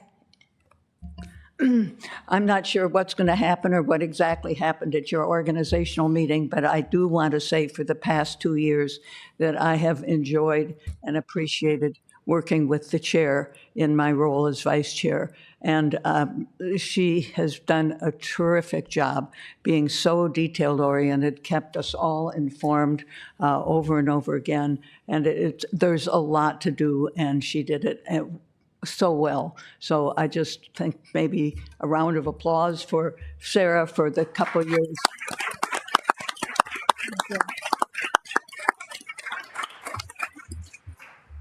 Thanks much.